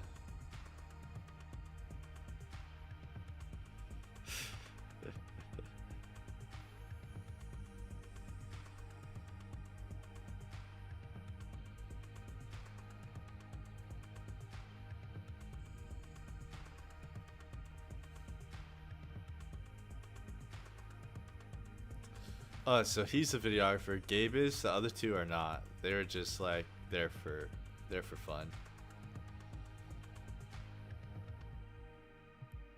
But yeah, this wasn't really like a videographer trip. It was honestly vacation, and I just filmed stuff on our vacation. It was a boys trip, which I've never done or rarely do.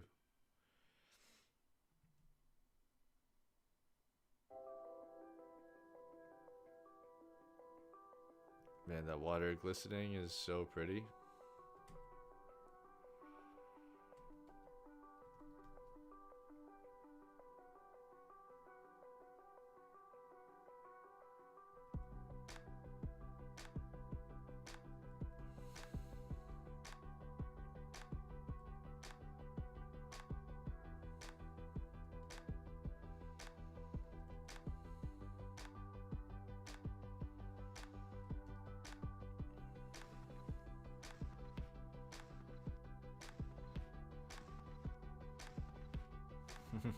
This outfit looks crazy.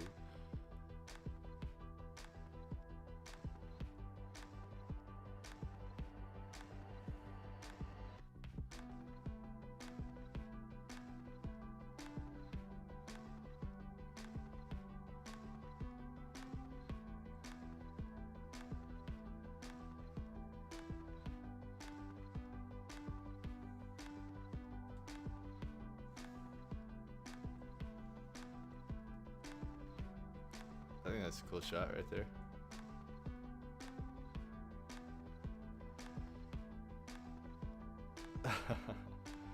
You're requesting my presence?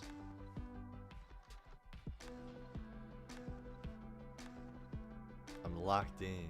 I'll be in there in a second. I'm trying to get through these selects, but I haven't even made a dent.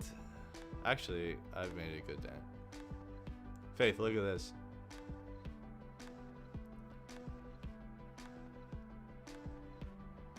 Look how slow we were able to get it.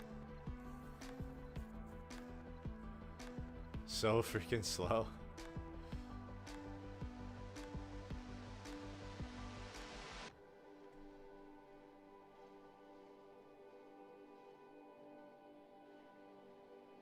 Yeah, that is a sheesh. That is a freaking sheesh. That shot's so sick. It's like a freeze frame.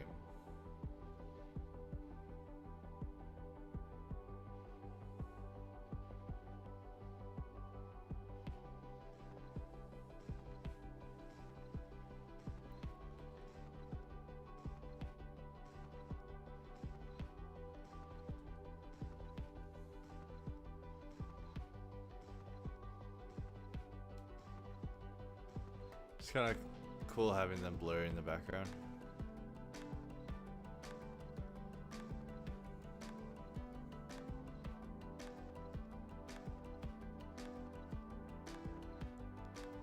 Alright, I'll be in there soon.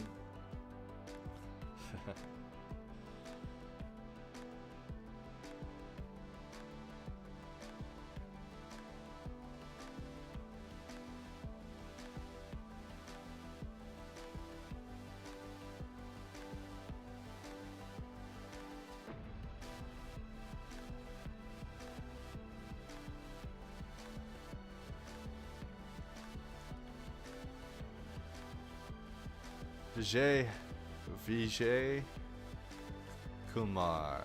Sorry if I butchered your name. How's it going? Welcome, welcome. Glad to see you from Colder Creative. We are editing some... How do I pronounce your name by chance? I don't want to butcher it next time. Vijay? Shah?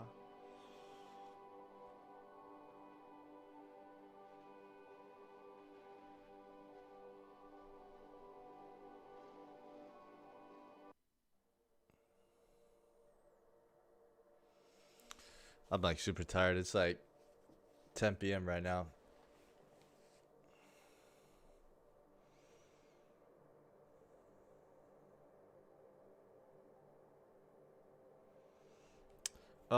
Well, I started in...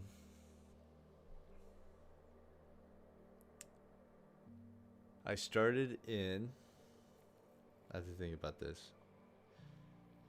I pretty much started in 2019. Right before COVID. So it's been about 6 years? 5 years? And I filmed like a good amount. Every time I've traveled with friends, I've filmed a ton.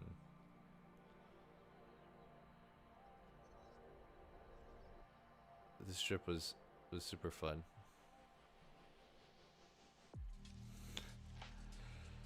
You know what? You guys don't want to know what he's doing to that stick. You don't want to know.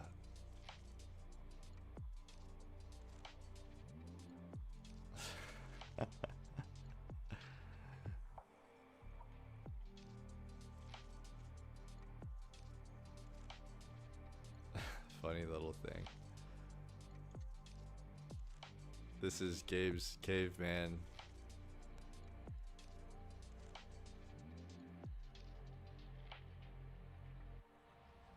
Oh yeah. Yeah. I'm glad that you're able to make this one. It's 10 p.m. here, so I guess later streams work better for you.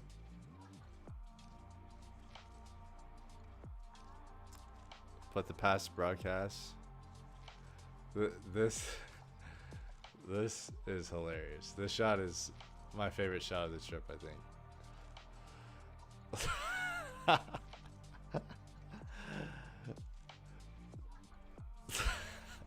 A full-on caveman.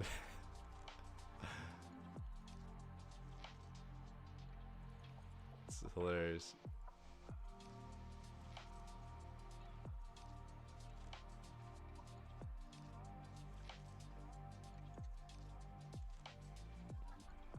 Went through a lot of hiking. A lot of hiking on this trip. But I'm so glad I brought the camera.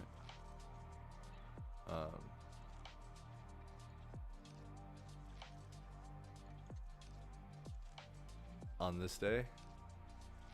Because it was super rainy and wet.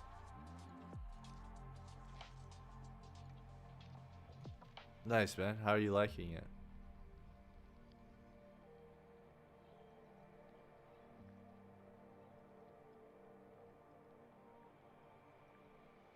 How's the filmmaking world treating you?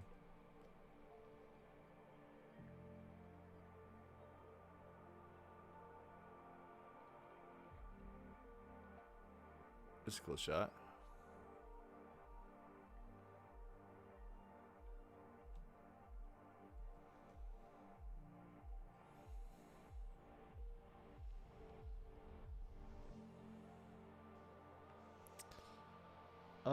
It really just depends what business opportunities you get. I can't really give you a number. What I would suggest is like try to do it for the pure aspect of like you love doing it and get better from there. If you just do it for money, you'll get burnt out pretty fast. So I would try to develop that passion you have for editing. But I know it's different rates for different countries, so I can't really give you an answer on that one.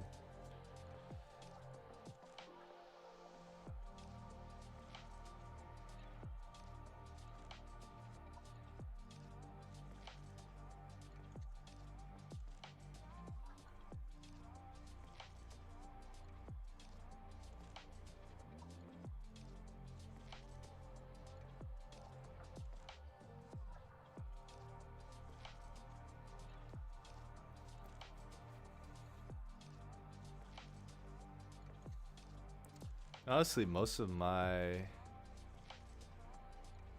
projects come from filming. Sorry, I can't be very helpful. In America, I just reached out to a lot of small businesses. Like, I'd reach out to businesses near you, see if they need video. See if you can get paid doing it. That is best case scenario. Just starting out, you kind of just have to take whatever you can get.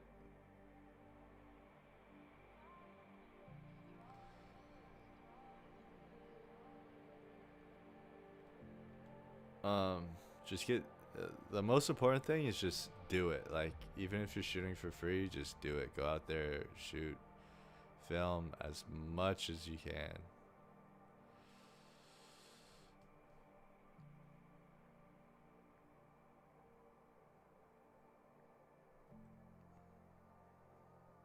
Oh, thanks so much, man. I'm actually coming out with a full dehancer video potentially later this month. So yeah, dehancer's been a great tool. I use it for this color grade here too.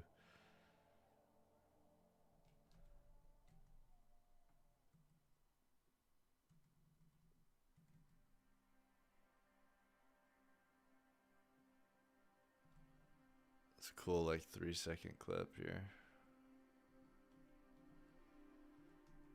And that's all said and done. Color grading, it'll look really nice. This shot was extremely cold. Extremely. I almost had like a full-on panic.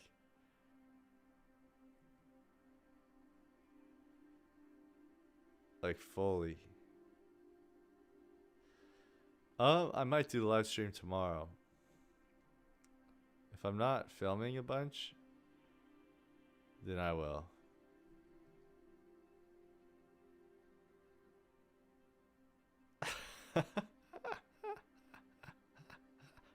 We're all jumping up and down. That water was cold.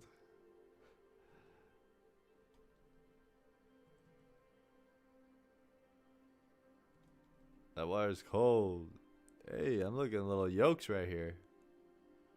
Looking a little yoked.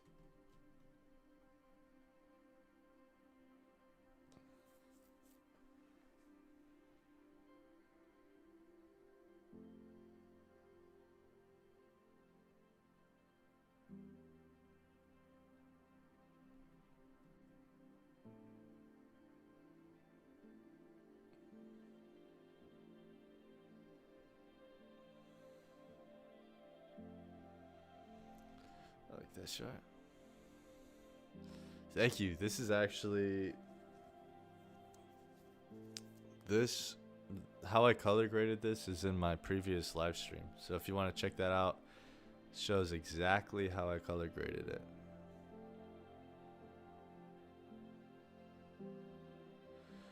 We actually did this twice because we're absolute maniacs.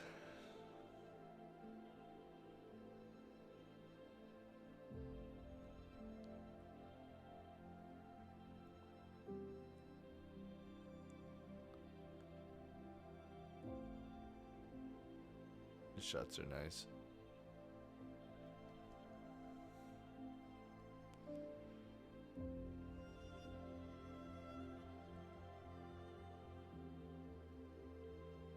I really like this time lapse. Like, we zoom in, then we retime this to like 1,000.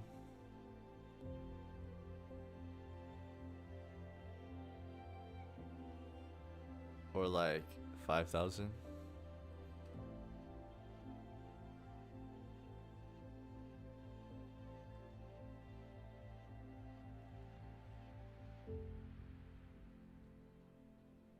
Still has people in it. Let me try to get those people out.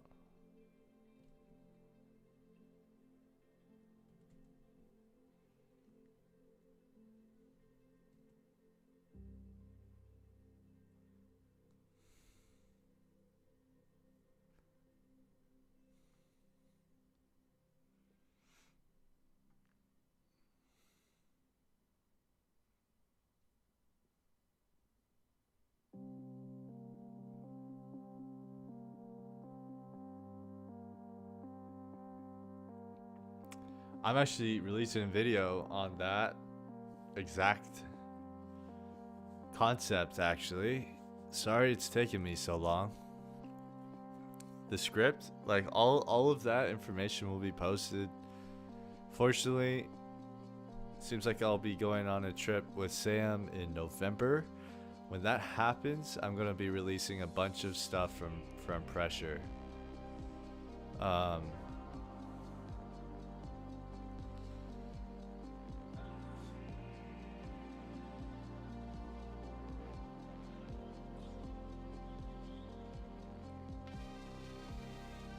There's some fish we caught, and it'll go into everything that I conceptualized, thought about, all of that, and it'll have my Millinote information of where I conceptualized all the shots and where I got the ideas from. That's soon to happen. Promise. It's in the works. I'm trying to be better at just like getting my work done. It just takes a lot of time.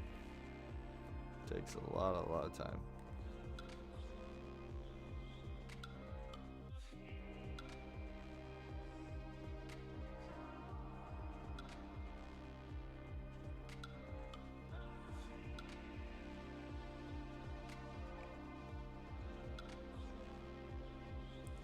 Here's a shot here, right here.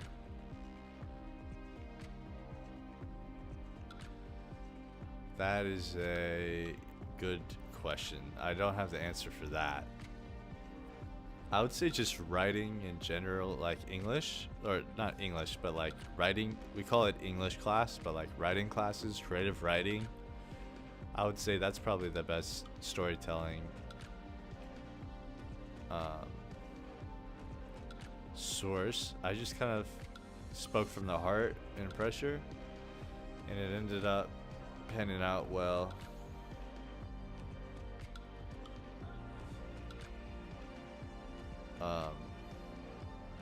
Like being genuine.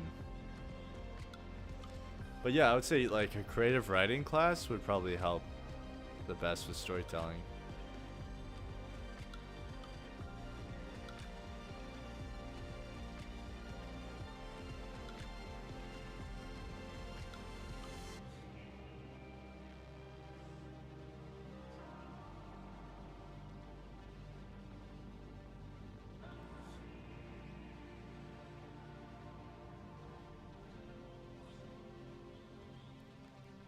This is a fish on right here. That's the sign of a fish is on the hook.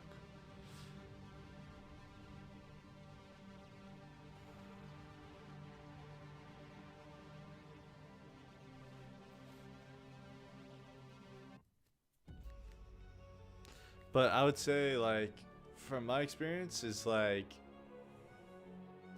yeah, Nicholas Crystal is really good. I would say, like, framing your story as there's a introduction, a rising action, a climax, falling action, and resolution. And you can use resources like ChatGPT to help you like frame and structure your story. Just like prompt it with the right information.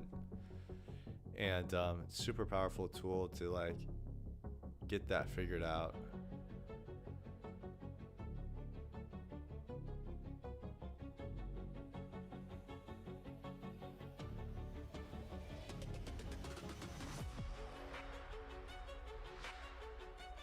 Almost done with these selects.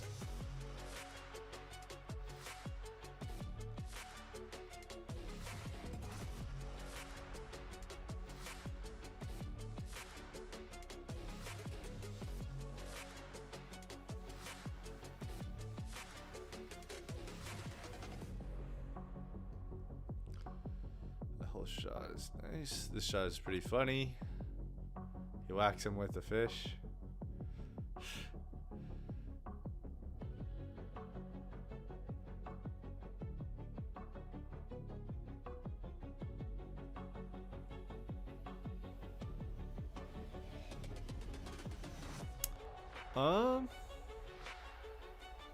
Potentially. I'm pretty tired. I might hold off on that until the video is released. Hold up. Let's pull it up.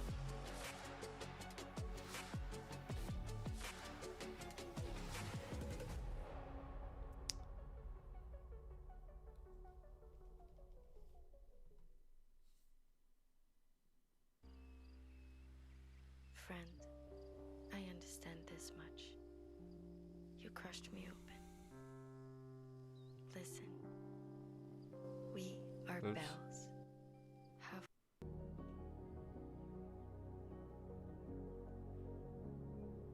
Like, here's a brainstorming. Here's a. So I took this quote. Pressure itself is not the issue. It's what you do with it that defines you. Can you brainstorm a couple words to replace issue? Stuff like this is like what can help. I mean, it gives you like 1,000 words. That isn't really what it is. I don't need that one. I don't archive this one. I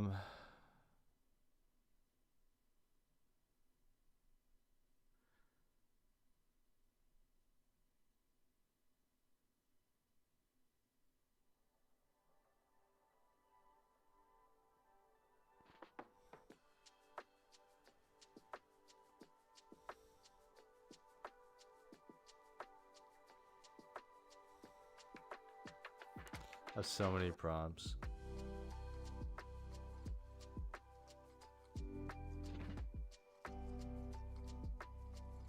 Man, it was so long ago.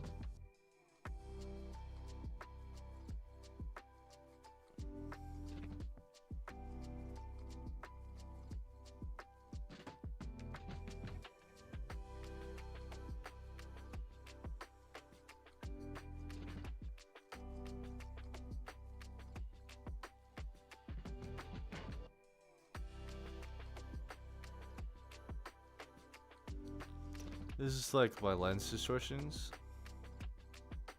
prompting.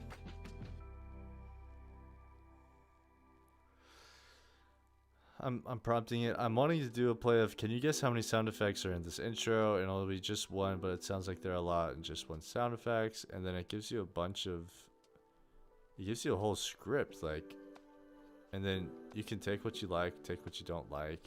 It's really good for like giving you the piece of marble, but it's you to like chisel away at that marble and, you know, make it your own. But yeah, it really helps me with script generation.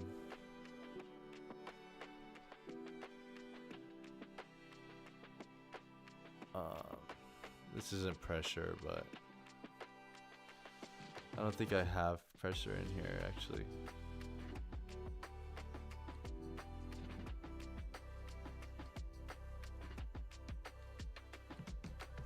Yeah, just like use it to the best of your ability.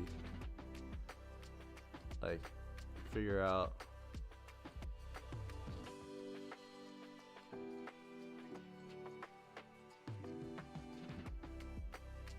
should be somewhere around here. I can't find it right now. But yeah, just like prompt it, say, here, this is my idea. Can you give me a couple of script ideas on what I can do for this? And then from there, you know, take it to the next level, you know, craft your own story. Because the last thing you want is AI creating your whole short film. That then kind of defeats the purpose, right? But guys, I appreciate everyone who's stopped in today. I'll be live streaming as much as I can this week, and it's come to the end of my live stream. Sorry, I'm a little bit low energy. It's pretty late where I'm at. I will play a little live stream outro, but thank you for everyone who stopped in. I really appreciate it. Let me see this last. I want to learn how can I create emotions like Nicholas Crystal. Yeah, that's just something I think that you'll learn over time and only perfect by doing. That's the best thing. I would just ask ChatGPT, to be honest. I'm sure that they could come up with a good answer on that for you. Maybe be like, why is Nicholas Crystal so good at storytelling or something like that? Anyways, thank you for stopping in, Vijay. It was really nice meeting you. I'm glad that you were able to make it to this one. We're going to do a little outro, and I'll see you on the next one.